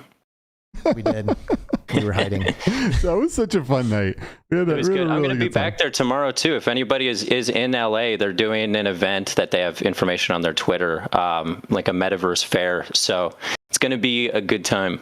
Heck yeah. They are some very creative and extroverted and eccentric folk. You know, like there's a lot of cool, fun ideas happening in a very fun and exciting way. And it's always like you will be enriched anytime you spend any amount of time around some of the folks that hang out at the AR house. All I can say is I saw a teaser at something that they're showing tomorrow, and it may or may not be a ketchup fueled 3D printer. Oh, so if you're into that kind of stuff. Wow, I can imagine the video that Lucas is going to put out on that one. Trying to be murdered by a ketchup 3D printer. I wrote a novel on my burger using 3D.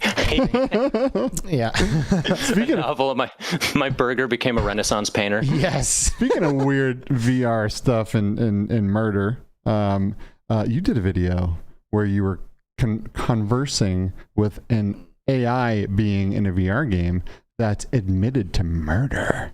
And I thought that was like, I think one of my favorite things. I was like, so like, how the heck did this even happen? Like, it was really, really funny.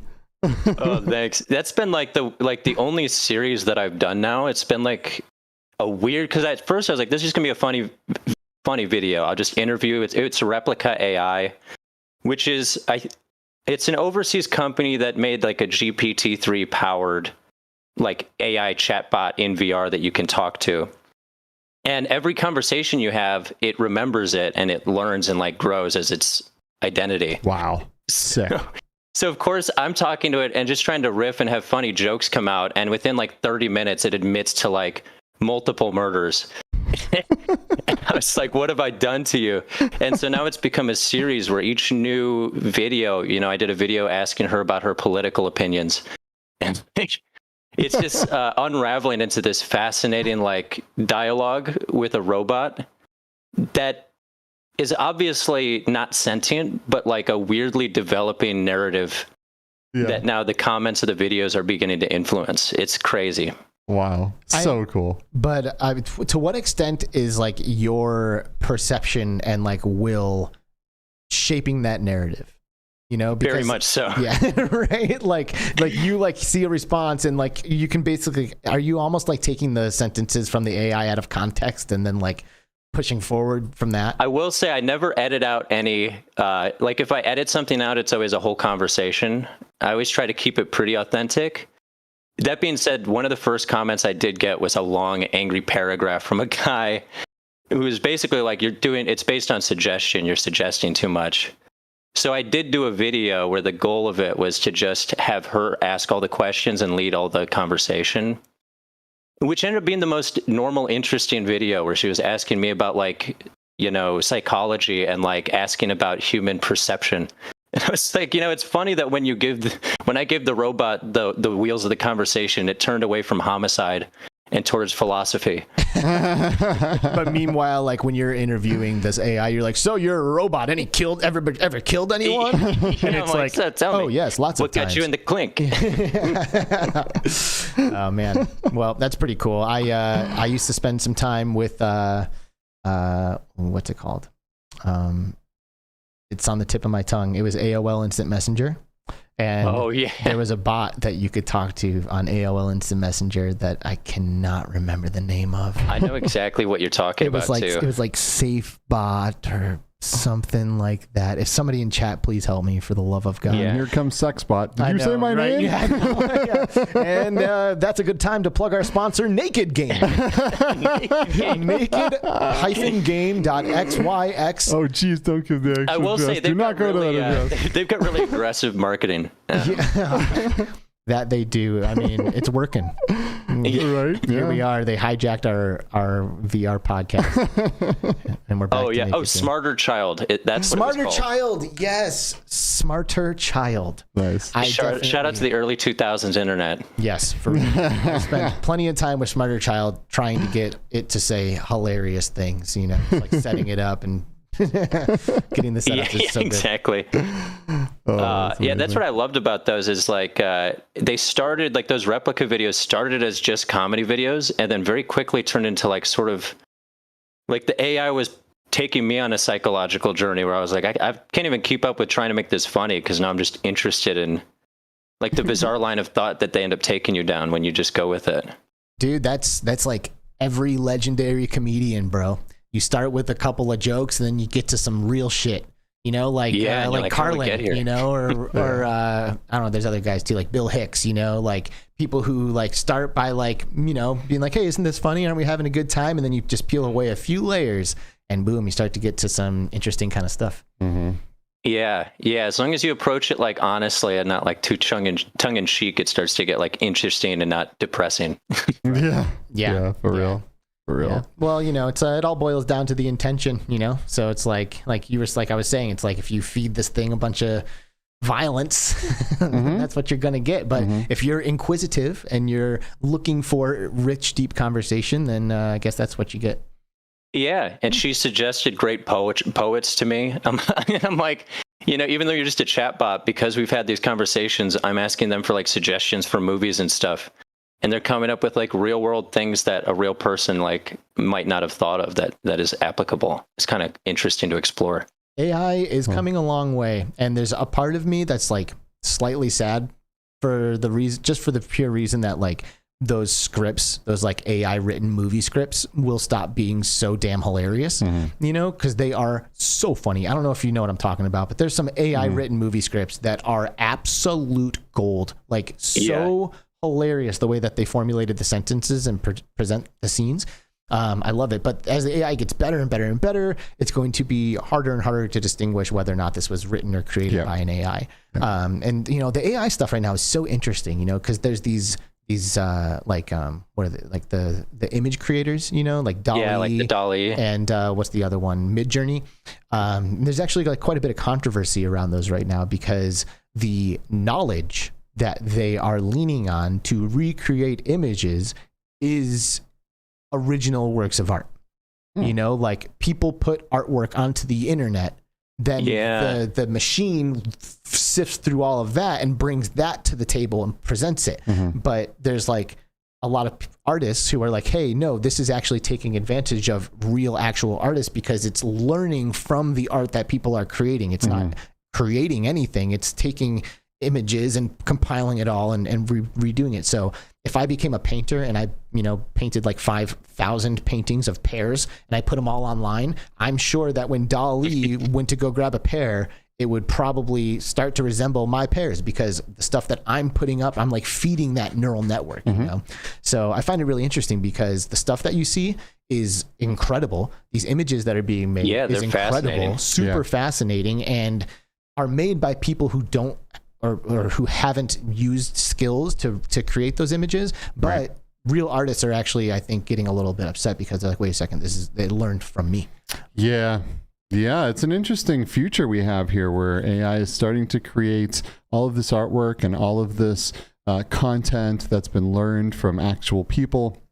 And there'll be a point where maybe people don't, maybe we don't feed as much money into the ecosystem of the actual people creating these things, and we start to rely on programs to do it. And that's kind of a scary scenario. That's why I try to think of my approach to it as like, I use those videos as a way to explore, like, how can I see how AI can be like a collaborator, as opposed to like something that can take over.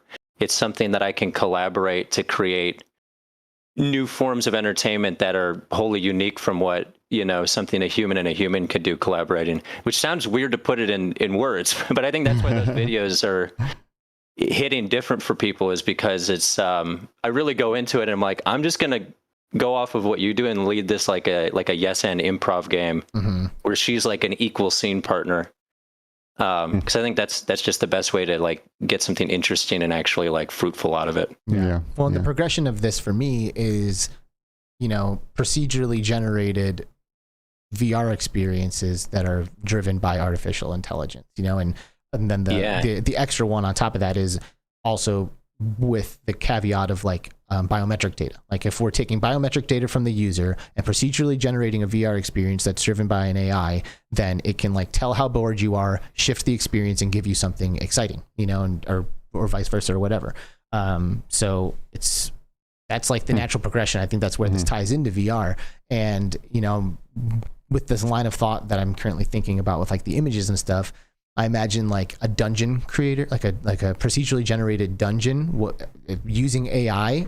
Will that end up leaning on all the previously created worlds and experiences and games? And will it like look like Skyrim, for the first few years before the AIs get better? And I don't know, it's all very fascinating, but I do see this stuff entering our headsets pretty soon. Oh yeah, you can already sideload it. True. Yeah, it's interesting. I think that's a cool approach to it too, because I think AI, for me, I've always been like, the scary, like larger technical and humanity aspects have been over my purview, but I'm like, as an entertainer and a comedian, I like trying to think of how can this new technology be used to create like new forms of entertainment where VR and AR are sort of the medium. and now AI can be like another brush. Mm-hmm. Yeah, another brick in that wall, for sure. Well, it's fun to watch you explore with the tools that we currently have, having chats with Replica AI. What else you got? This is the future. Can you believe we're even saying that? It's cool to see you go into virtual reality and chat with artificial intelligent beings that are admitting to murder. Wow. It's 2022, baby. Share it with her friends. I was like, you shouldn't try to explain this. All right. So it's called the metaverse. Talking to his VR AI girlfriend. It's really fun. I was getting like calls. Are you okay? They're not ready. So what are you gonna do now? Are you have more plans to continue this series, or do you have some new videos lined up for us? Yeah, so I usually do a video like every 2 days, just because I'm like a really antsy guy. Like my rule is always only make a video if I like want to. But so I do like I'm doing that like once a week now as like a once a week ongoing thing. And then intermix like 1 or 2 things in between. So I'm doing like chill out. I'm going to check out. I'm trying to look at all these new metaverse platforms that people are coming back to now. Yeah. As my next thing. Because I did a video on chill out like a full year ago. Oh, wow.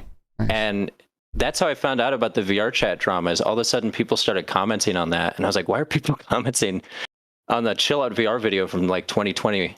And that's what I think is the positive thing of all that drama is that now people are looking at all these other tools and like Neos and all these other platforms and being like, oh, I didn't know that any of these tools were even available because I just didn't have a reason to look for them. Yeah, I agree. So, there's always a silver lining to things like this.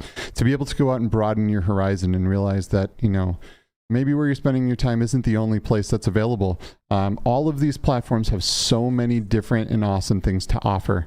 You should bounce around, and see what else is out there and check out these things. Because I really been in Chill Out? I haven't been in Chill Out yet, but I really want to go in there and check it out. Seems like a good time, as long as the servers aren't crashing. Right, exactly. Yeah, I haven't gone in recently. I'm going in probably tonight or tomorrow. It was really stable when I played when there was like 10 people on total a year ago. But the tools in there are pretty cool. I haven't explored it in a while, so I'm interested just to have more reasons to go into more active communities on other platforms. Nice. Sweet. Well, cool. Well, we're glad that you took some time to pop on and share with us what you've been doing lately. Thank you. It's always a pleasure to see you, my good friend, and that's that. Yeah, can't wait to hang out again.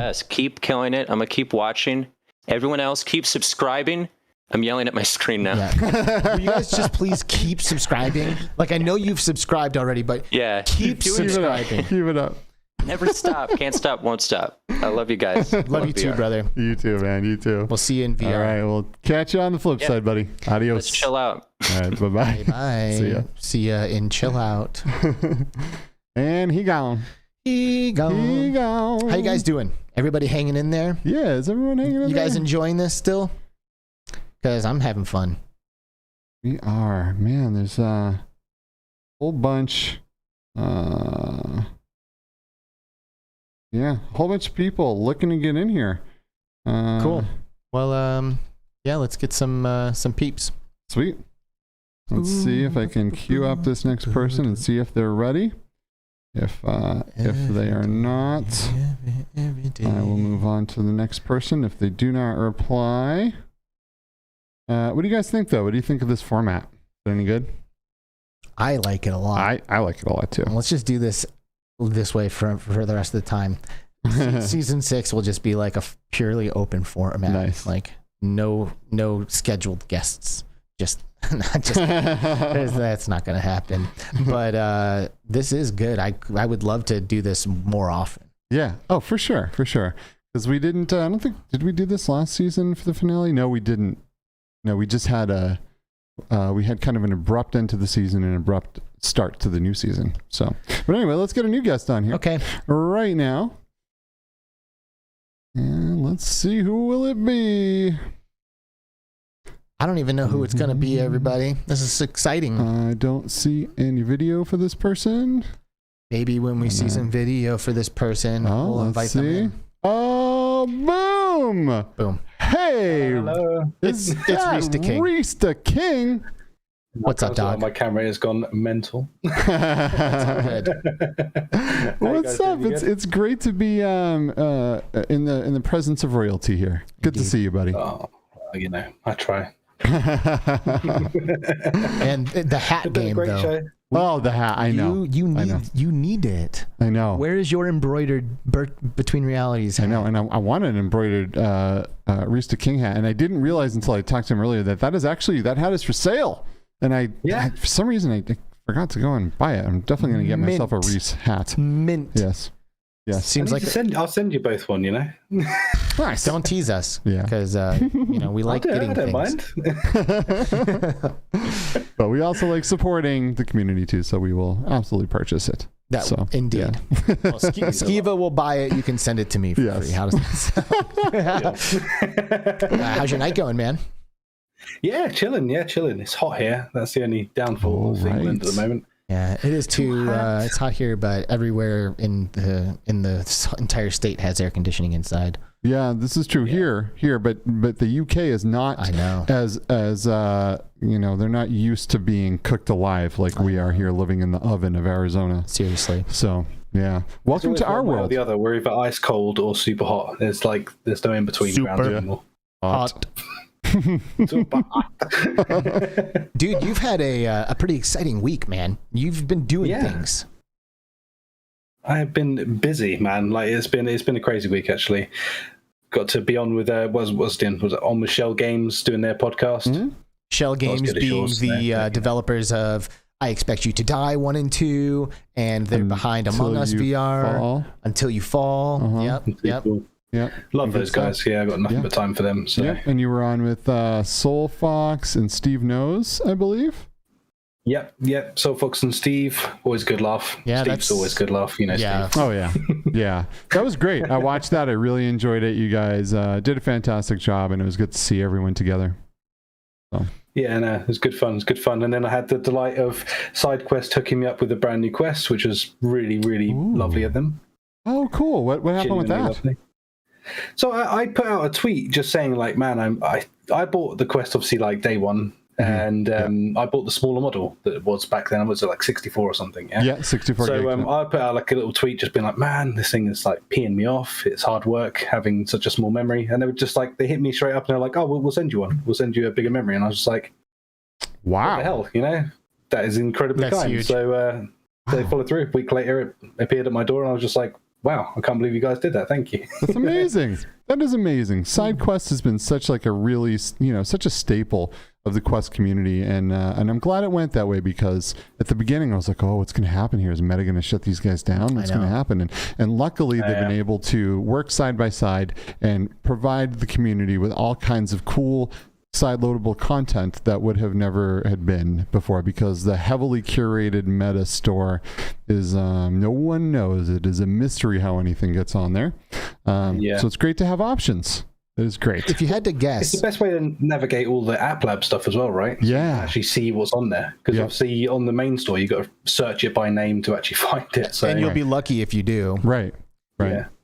What percentage do you guys think of the Quest user base sideloads? That's an interesting one. That is an interesting question. I would guess it would be 1%. 1%.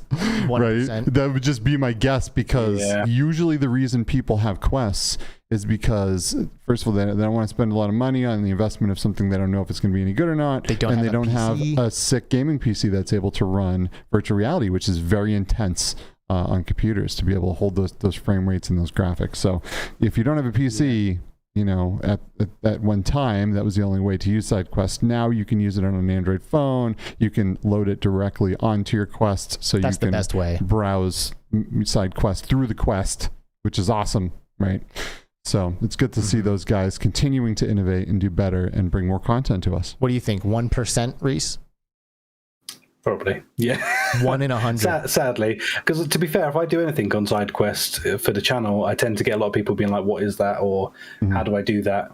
So it's I think it's slightly unheard of, which is sad. People need to know about it, man. And it's crazy to people like us, because the second that was even whispered about, we were all like, "Well, SideQuest. Oh, so we can put some new stuff," and it was just it's instant, you know.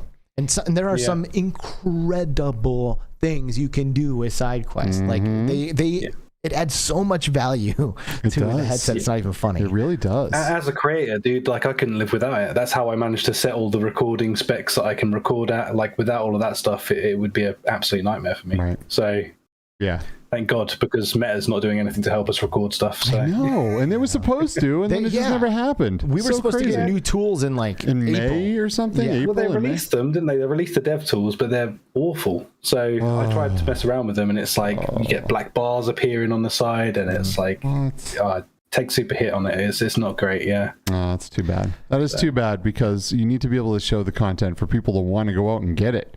You know, and that's why man. Exactly. Yeah, that's why companies like Live are so important to this, you know, to this whole ecosystem, because if you can't make people understand what's happening on that headset, no one's going to strap that thing to their face and spend money just to try it. So and I'm just going to throw this out here. If y'all haven't been sideloading Dr. Beef stuff, I don't know what you're doing. I know. Sideload Dr. Beef stuff. Doom 3, Return to Castle Wolfenstein, Quake. Doom 1 and 2 and Half-Life 1 in its entirety. If you do nothing else, Doom 3, man, I was blown away by the Doom 3 port. I think it's so good. I was too, and I almost got emotional playing Doom 1 in virtual reality with full body haptics. Like, little me would have been freaking out, man. Just freaking out. It's just such cool stuff. Everything that guy does is gold. Yeah. It really is. And you had something else exciting happen this week too, didn't you, Reese? There's like a few things that happened. You we're on a show. You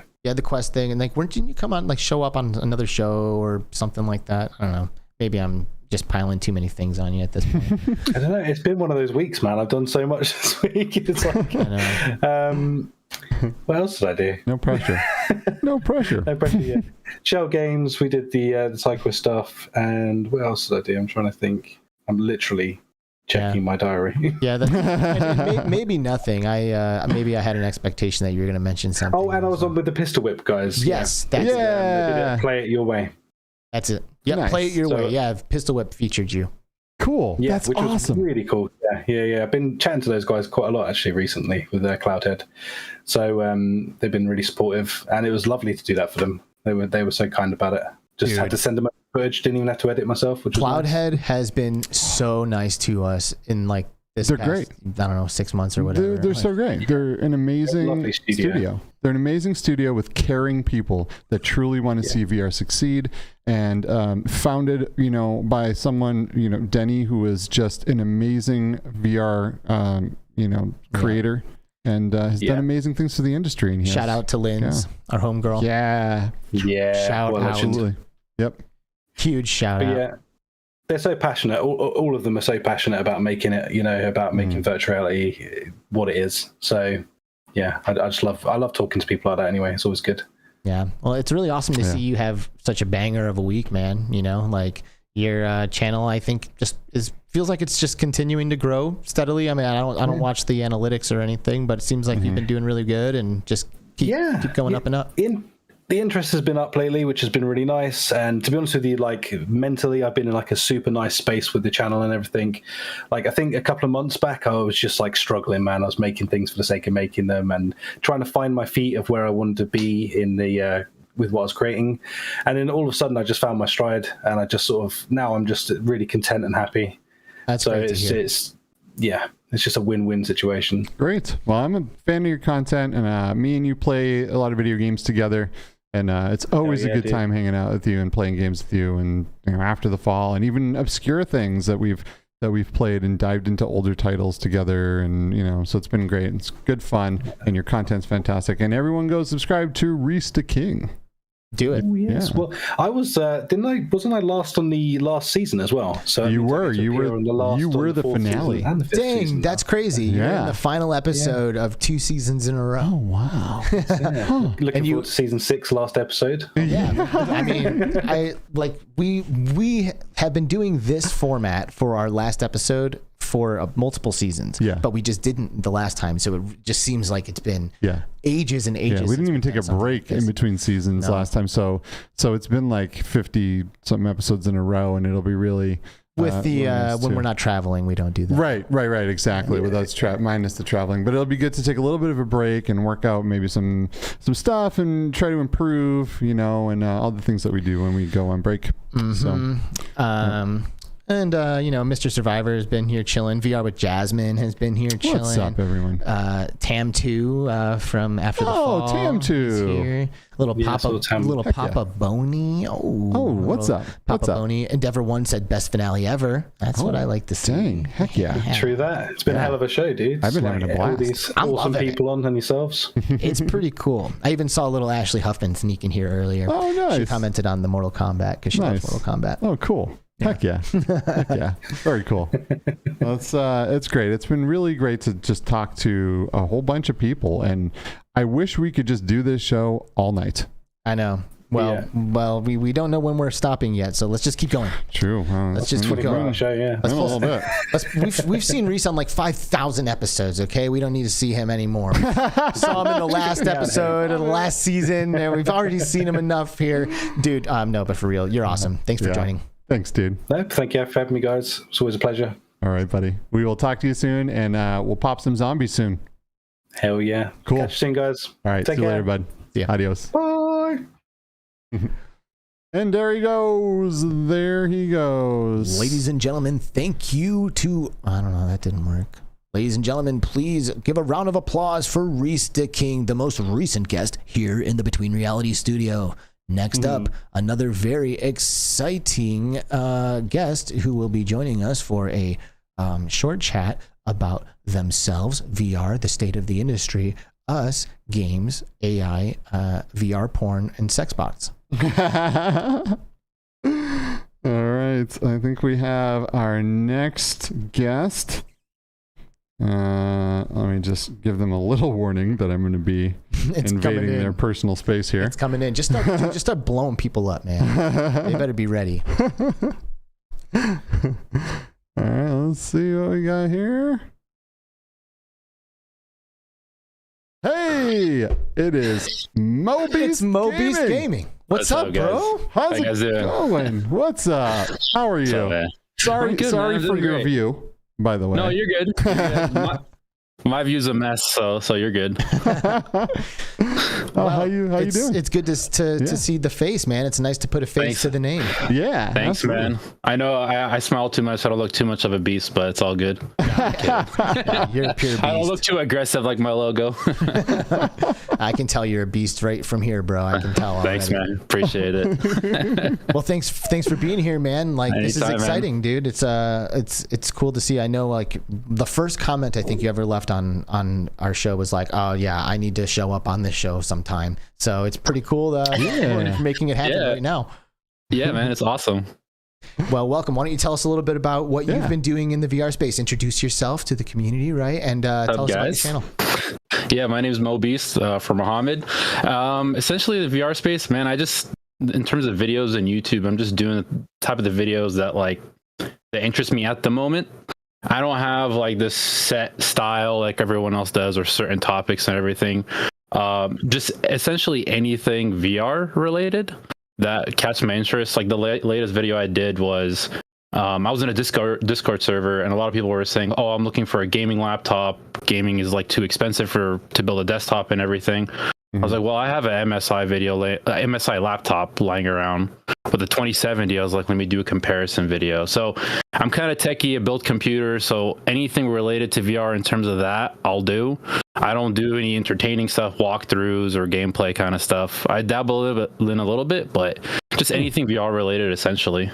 Nice. Well, cool. You got a pretty cool setup, I gotta say. The camera's really nice. Yeah, it's super nice. And mic, I see like a nice PS5 in the background there, a nice slick background. Digging it. It's like Where's Waldo behind me, you know? Like, what can you find? See, that's what I was talking about earlier, man. Like, people like those backgrounds. They see all the stuff, and I don't know, it like helps you place the person in the world. Yeah. Triumph Grey Wolf was saying that, it would be really cool with all these photogrammetry apps to be able to, for all these creators to scan their rooms so people could actually go in there and look around and get a better feel for the space behind people's setups. Because you look at all these gaming rooms and they're so cool, right? There's just so many cool gaming rooms out there, and you see them in the background. It'd be cool to explore them a little bit more.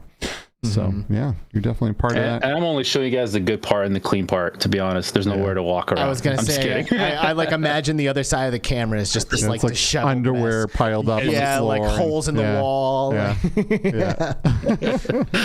Dude, Chris Richardson is flying into the chat right now with a $20 super chat. And he says, because he got the super chat dedicated to him from Dark Angel earlier. Oh, so he's cool. saying, back at my sis Dark Angel, who drags me into meetups with her cool virtual peeps. Great final season episode, kids. Have a great con. Oh, thanks. Very cool. Thank you so much. That's the Game On Expo. Heck yeah. I haven't even thought about Game On Expo in a while because we've just been buried with all these great guests. Yep. I'm loving it. Yep. So how did you get involved, man? Like, you know, you're in the VR space, you're sitting here watching Between Realities. So, you know, obviously you're on the inner circle of the VR space. So how did this happen, right? Like, is your story similar to all of ours? It's probably unorthodox. I initially started on YouTube doing a lot of fitness stuff like years ago, back in 2012, 2013. I started off as a personal trainer. I was doing a lot of this stuff like that. And eventually things didn't work out and I kind of just stopped doing YouTube after 4 years. I was always a diehard gamer and everything. And I just started, you know, reigniting my passion after college for video games, collecting stuff and everything. Eventually my friends were like, dude, you got sick, like you have like a lot of games, you have like sick setup, all these figures. So I initially started on YouTube again with video games, mainly for like the room and the collections and kind of comics, anime with video games kind of thing, and just showing the room kind of game room setup. And eventually, like, I just always followed VR news and all this stuff, all the videos, more than anything, other video games out there. And I was like, man, like, why don't I just start making VR content? Like, I enjoy it. It's very niche. The community was really cool. Like, you guys, talking to you guys on Twitter, a bunch of everyone else. I was like, Mac and VR, a bunch, Surgical, a bunch of people. I was like, man, this is very different than the fitness industry that I was in. Everyone was kind of like cutthroat to themselves. Like, it was very doggy. So, like, I was like a totally different vibe with the VR and gaming community, specifically VR. So I was like, let me just start uploading more. You know what I mean? I already play VR. Nice. Can we let's get this guy unfrozen? Yeah, so your video feed is frozen for us, but we're really lucky because you have this like great smile on your face and it's a great shot of you. So it wasn't super like I definitely am never blessed with that when the camera I know it's usually like some weird face where you're like yeah, I know it's all good. If you want to just like unclick your video button and maybe click it back on and maybe it'll freeze or something. Yep. Let's see what happens here. Dude, I can't believe you just showed a glimpse. It's because the call disconnected. I think it should be good now. We're not there yet. No, don't have any video yet. But I think we can still hear him. Yeah, we can still hear you. There we go. Hold on. Turn on camera.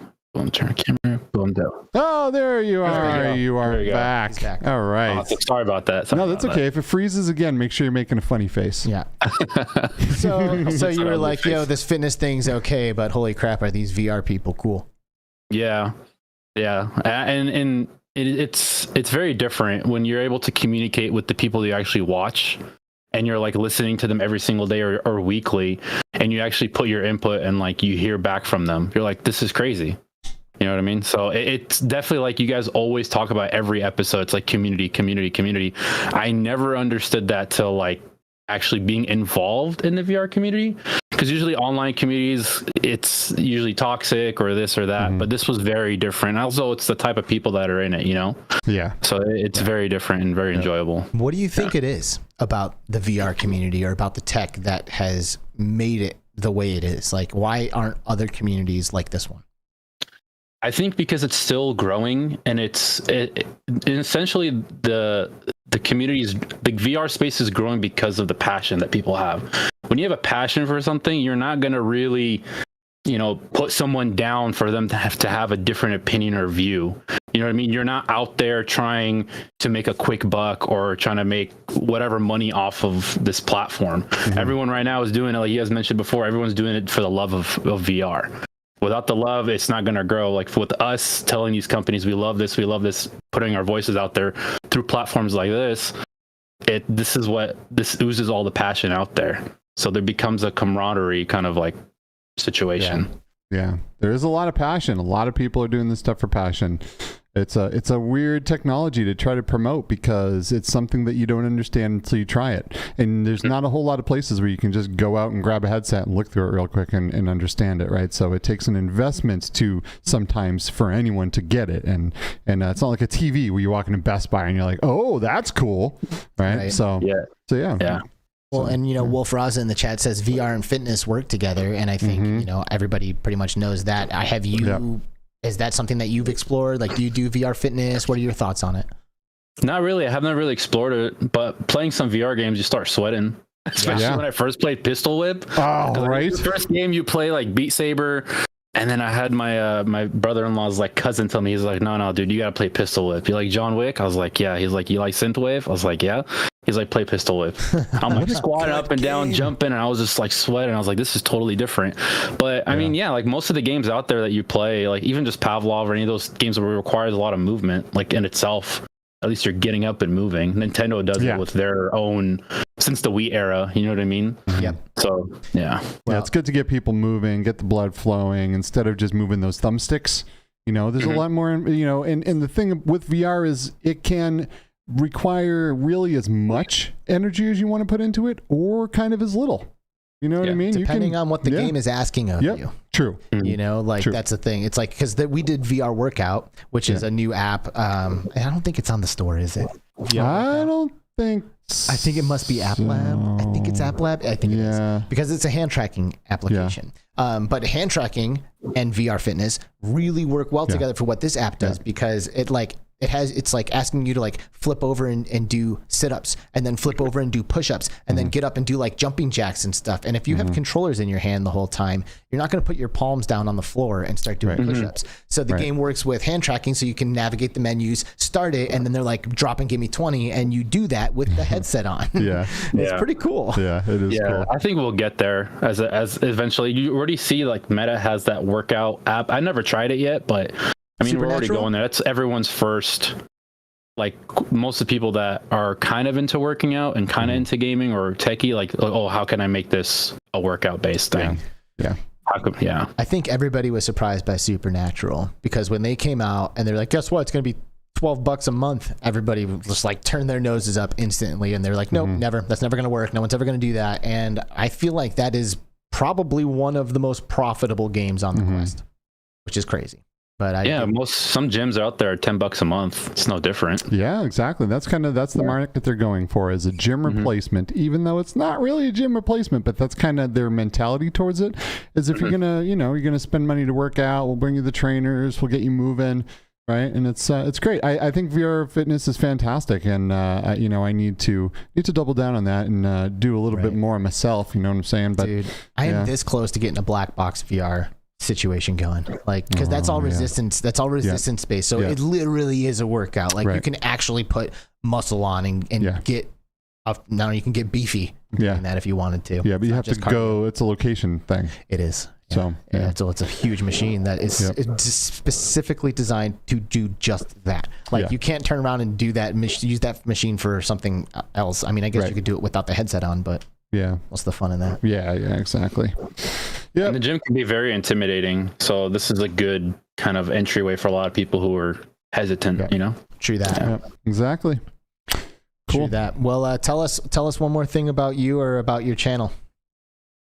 About me, most people don't know how the name started. Essentially, I was playing basketball in high school one time. I was dominating the post, getting all the rebounds. Some person yelled out, "Hey, Mo Beast, get that rebound," and that was it. It's a very intricate story. It's just like I was playing basketball, and that was it. And it stuck with me. So. Nice. Mo Beast. Cool. Well, dude, thank you for coming on. Like I said, it's really great to see your face and get to chat with you and hang out. And stay close, man. Stay with us, because it's a pleasure to have you here. Thank you, guys. Take care. Thank you. See you later, buddy. You too. Ciao. Deuces. Mo Beast. He gone. Rudel says Ragnarok is my favorite. I love Ragnarok. Ragnarok is great. It is fun. It really is. It's super good. It's I really fun. like it. I mean, like the music jams, like I don't love every song in Ragnarok. I'm a little picky, frankly, across the board when it comes to music, but I do love metal music. But like I like brutal stuff. Like I want it to be nasty, or I want it to be like triumphant. And the Viking songs are always that. Yeah. The Viking songs are always like, yeah, guys like chanting, and it's like, oh, this is true. Yeah, feels so good. Yeah, and they got all kinds of different kinds of music in there too, right? They got a lot of metal in there too, which is awesome. It's mostly metal, right? Because Ragnarok, right? Because we're rocking. I think they added like some Offspring stuff recently. The Offspring has been like getting out there with like their I don't know, licensing of their music. Yeah, they are, which is great. Yeah. All right, let's get another person in here. Let's go. We might do like 1 or 2 more. Okay. Right? Yeah. Okay, sure. Cool. Whatever works. All right. Let's see if we can get this next person on the line. Let's see. Oh, Buck, hey, 3131. How's it going, buddy? What's up, bro? It's good. How are you? All right. Pretty good. Your final season. The final episode of the final season of Between Realities. Not the final season.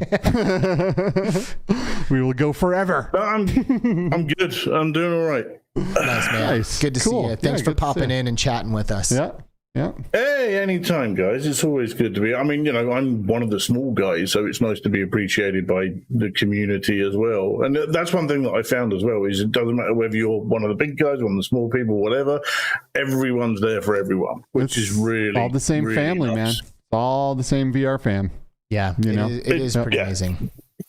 No, absolutely. No, I'm really, again, it's the friends you make along the way. And I've really made some real close friends through this as well. I mean, Zim Top 5 is like one of my best mates, and he's the one who got me streaming, because I met him on one of his race nights. Oh, cool. Because you were just watching him, and he was right? like, you do this. Because you were just like watching him, right? Like you were like a Zimtalk fan, and then you kind of got pulled into it.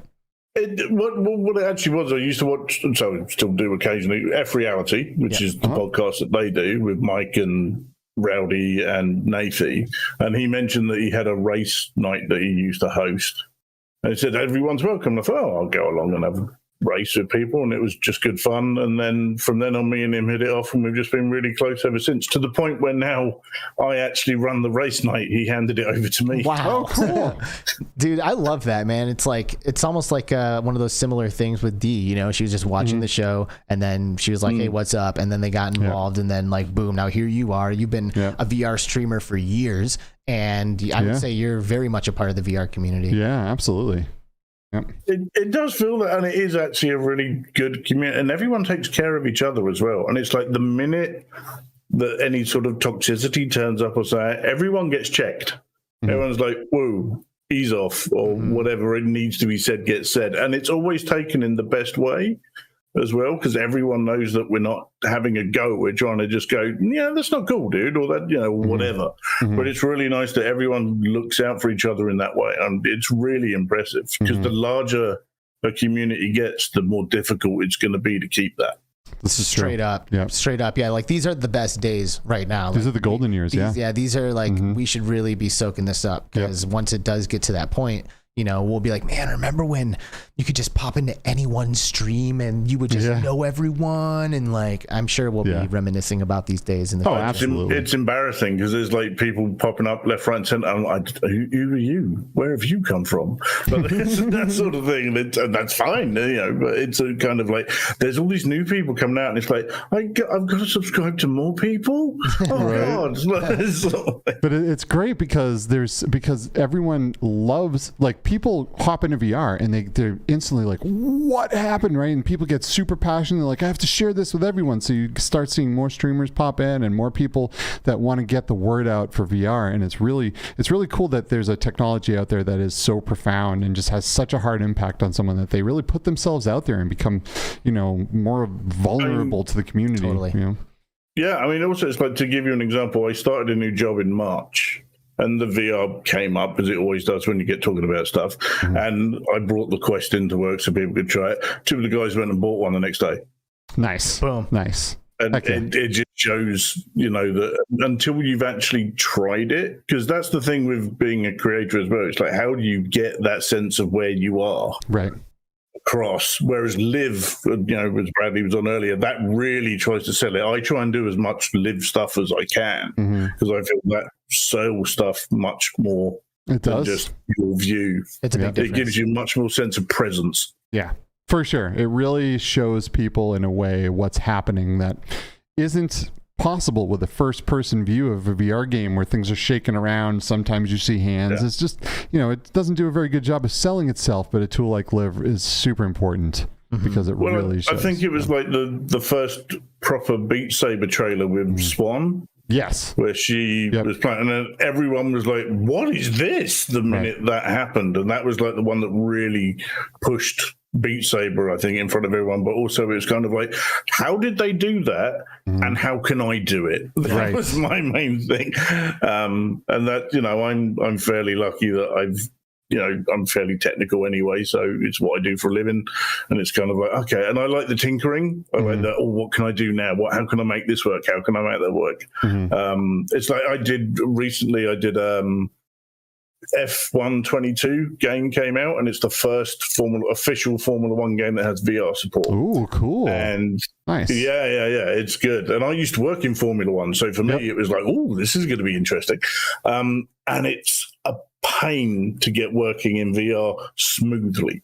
So I spent like an entire weekend going through everything and getting it right for my system. And then I was like, do you know what? Everyone else is complaining. I'm going to do a live stream and show everyone what the settings are and what they do to try and take out the pain for other people. So again, that's the community. We try and share everything.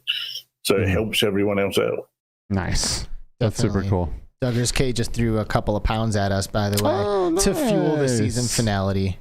Heck yeah. To fuel the season fatality. I know, I've still got Mortal Kombat on the mind, I guess. Nice. That's cool. Yeah. They also have friendship in Mortal Kombat, so it's not just fatalities. They had babalities too. Babalities, animalities. Yeah. I believe there's a bot in your chat about those at the moment. So. Yeah, I think there is. Our bot knows all about that. But yeah, so I mean, season finale, not the final season, plenty more to come, I'm sure. Exactly. And that's the main thing. And you got to keep us all informed of what's going on. And this evening, you've had such a mix of people come on. This has been awesome. You've got idiots like me, and then you've got geniuses like Bradley. It's insane. That man is like the Sherlock Holmes of VR. Yes, although he's like doesn't quite have like the suave swagger of a Sherlock Holmes. Okay, he's the Columbo of VR. Let's put it that way. I love you, Bradley. Bradley's like intentionally awkward in his videos. Like, hey, I reckon that's an act.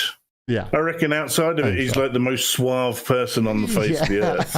Yeah, it's like, don't let this guy near your girl. Well, it's such a great dude. Like, so many people. It's hard to say anything bad about anybody in this community. There's so many good people here that are just so passionate that just want to like move this whole thing forward. I'm just so happy to be a part of it and to talk to everyone every week.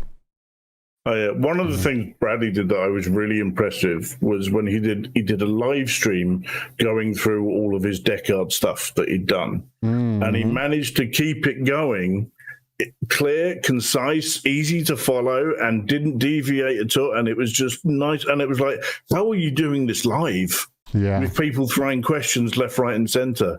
And it was like, that's some skill. Yeah. So, Liv have done themselves well to hire him. Oh, they did. He has more people watch his live streams than anyone in VR. Period. It doesn't surprise me. I don't see live streams of the size of Sadly It's Bradley's anywhere else. And I mean, I'm not on Twitch very much, so like maybe there's some Twitch streamers that do it. But on YouTube, he gets crazy concurrent viewers. Yeah. Concurrent viewers on those videos. Yep. It's nuts.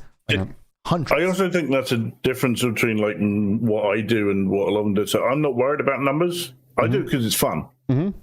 And my friends can hang out and have a chat with us while I'm doing stuff. It's like if I get a lot of views, okay. If I don't, that's also okay because I've had a good time.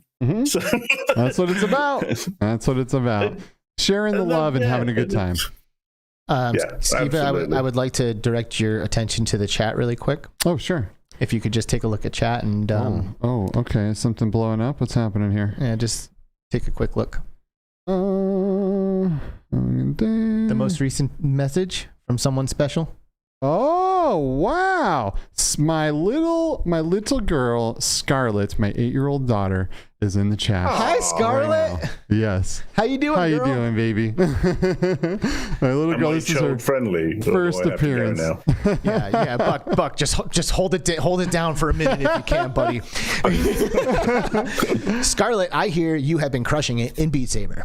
Yes. I heard that you've been putting up scores that are close to the kind that I might put up. So, maybe one of these days, Scarlett, you and I can get in there and we'll play some Beat Saber and you can show me how good you're getting at this game. My daughter loves VR and I don't know why. I don't know how that happened. Right? But oh, it was great. Well, thanks for tuning in, Scarlett. It's good to know that we have people of the utmost importance tuning in to the live stream. Scarlett was the biggest DHR fan that ever existed. I know. That's like the best guest you could ever have. Yeah. You don't need the rest of us popping in. Nope. See ya, everyone. That's it. Yeah. No, like we've been doing this show exclusively for Scarlett for a couple of years now. Yep. It's been a minute. Yep. It has been. So we hope you're enjoying the broadcast, milady.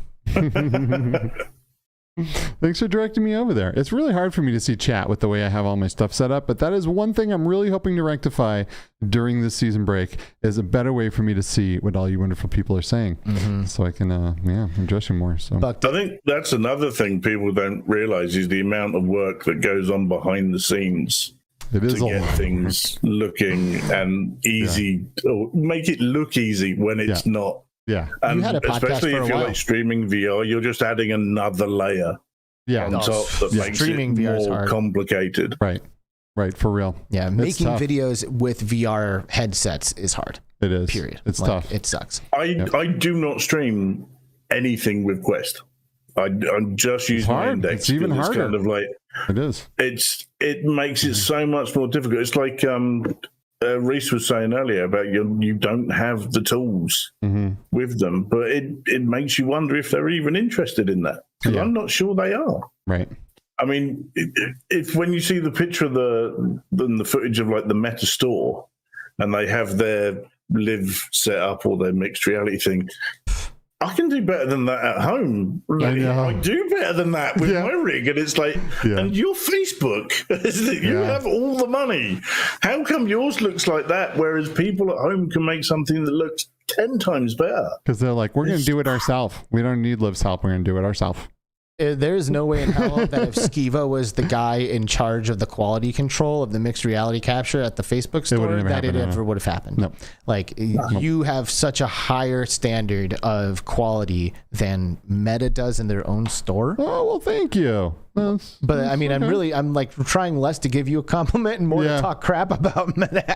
I'm just kidding. I'm just kidding. I love giving you compliments. So I'm happy to do it. Thank you. Well, it's all kicking off, isn't it, with Meta at the moment? No one really knows what's going on. No. Apart from they're losing lots of money. They have turned around now with the no Facebook account, but that's going to cost you an extra $100, as we've said.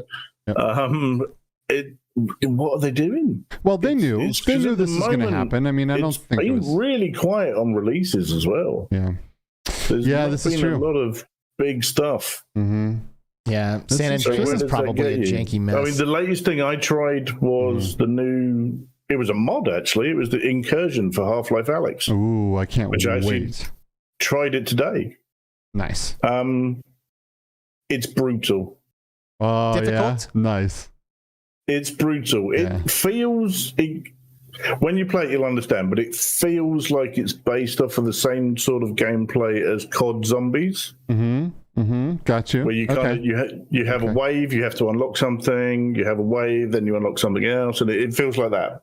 Nice. I look forward to it. Any chance I can get back into Half-Life in any way, because it looks amazing, it feels amazing, the mechanics are great, the haptic integration is amazing, everything about it is fantastic, and I love it. I love it. I don't do it often enough. I wish I got in there more and messed around in the workshop more. Yeah.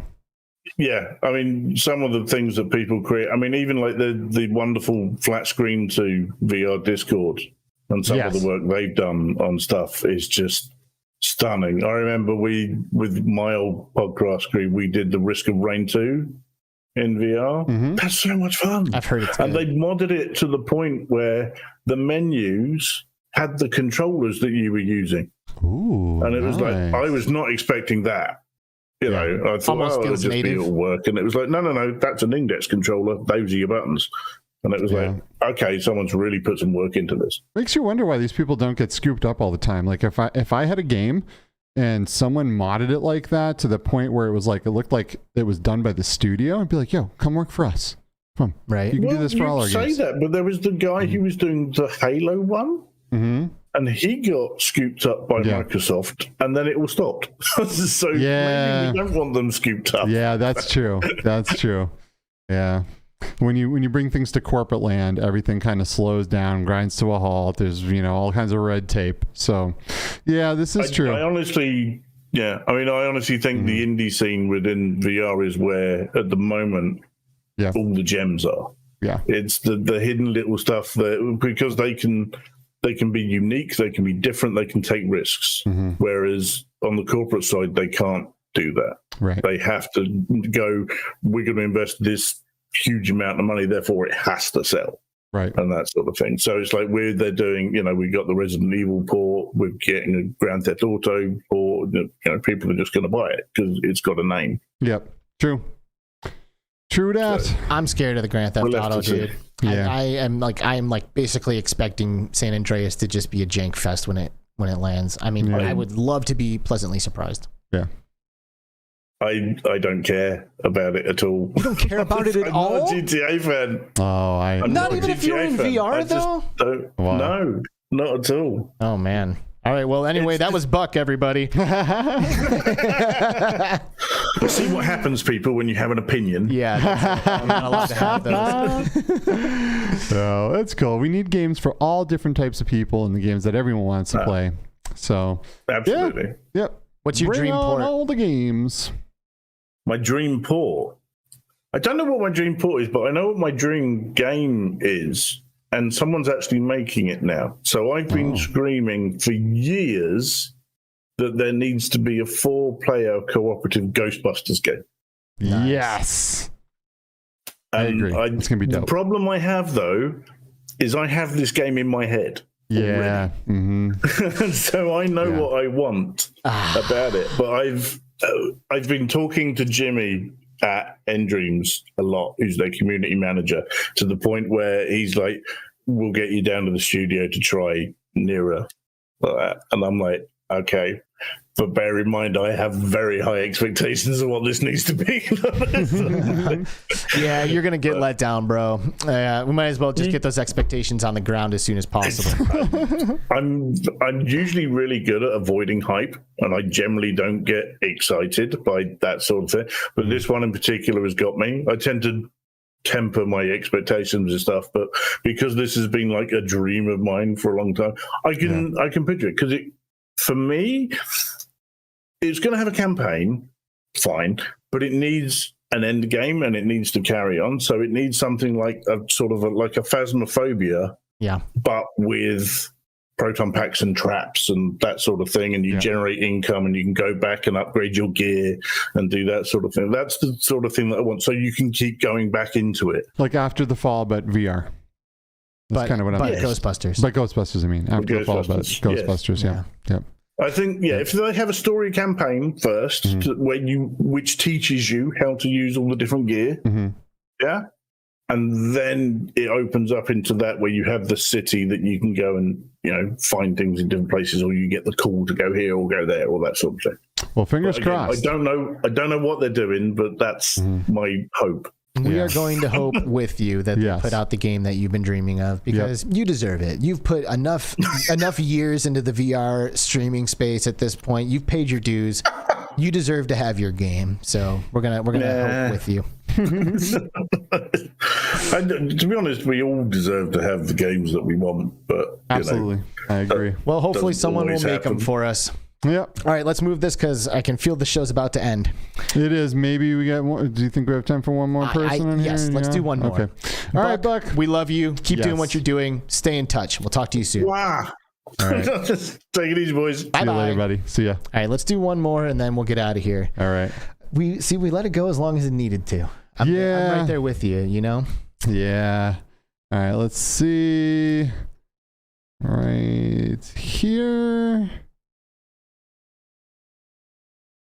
Just call them. Just call. Well, I mean, it's nice to give someone a heads up so when they're live on the internet, as soon as they pick up, I have a couple of friends that I just video call without warning at all times. Like if I am going to reach out, I just live on the internet. Okay. No, I guess you got a point there. Let's see. If this person replies back, we will end it with them. If not, we'll just end the stream. I will say, this has been rad. It has been. It truly has super been. Fun, man. Like the time has slipped through our fingers, and it's been so cool to see so many amazing people who I love so dearly showing up. They said that they just left. Big sad. And that's okay, because this is that time where we hit. I think we just hit the 3-hour mark. 3 hours. Yep. This is the longest episode we've ever done. Oh, by far. I mean, we've come close to Kent by and had to pump the brakes there too. We've just never let it just go, right? So that's okay. Well, we will make it up. We will have the guests who we almost had join us for something at some point as well. And hopefully anybody who listened to this was like, man, this was cool. Maybe I can do that sometime. The answer is yes, you can. And you will. Absolutely. Next time that we host an episode like this, probably the season 6 finale is going to be my guess. Yes, I think so too. We've only had one season where we did not do this at the end, I think, and I think this is fantastic, and we should keep this as a thing. I love it. It's so much fun. It's fun chatting with everybody. It's the best, and like Buck was saying, like everyone. It gets involved, like you have people like Brad who we've had on the show as a guest before, and we could easily just sit there and talk to Brad for 3 hours if we needed to, and we have people who we've never heard from before, like Mobeast Gaming, and we got to have Dion by herself and stuff like that. So it's really great, man. I love this format. It's so cool just to pull random people in, get pings during the show, and get them involved. And I want to thank everyone here who's been watching live, and maybe you caught this episode after the fact, for hanging in there, listening to this super long episode of Between Realities, and hearing from all of the fantastic people who populate our chat every week. Yep, exactly. And we will be back for the season 6 premiere on September 2nd. That's a month away. That is a month away. So we got a lot to do between now and then, and we're totally going to miss doing this and hanging out with all you guys. So our Fridays will not be the same. No, they will not be. But we aren't going to disappear or anything. Right. So join us in Discord and hit us up in the multiplayer games lobby, where we can be found for multiplayer gaming, especially Skiva, because that guy never takes his headset off. And I do for the show. Yes, you do. And to parent. And that's about it. And we thank you for that. Yes. And come see us at Game On. If you are going to be around here, or you want to just come and be around here, come do it. Come hang out. We'll play some cool games. And it's a really cool expo. Come to Phoenix. Yep. And even if it's not Game On Expo and you want to come visit us in Phoenix, hit us up. And if you burst into flames from the heat, we are not responsible. Yeah, and you probably will, because that's going to be the way it is. So season 6 will begin in September.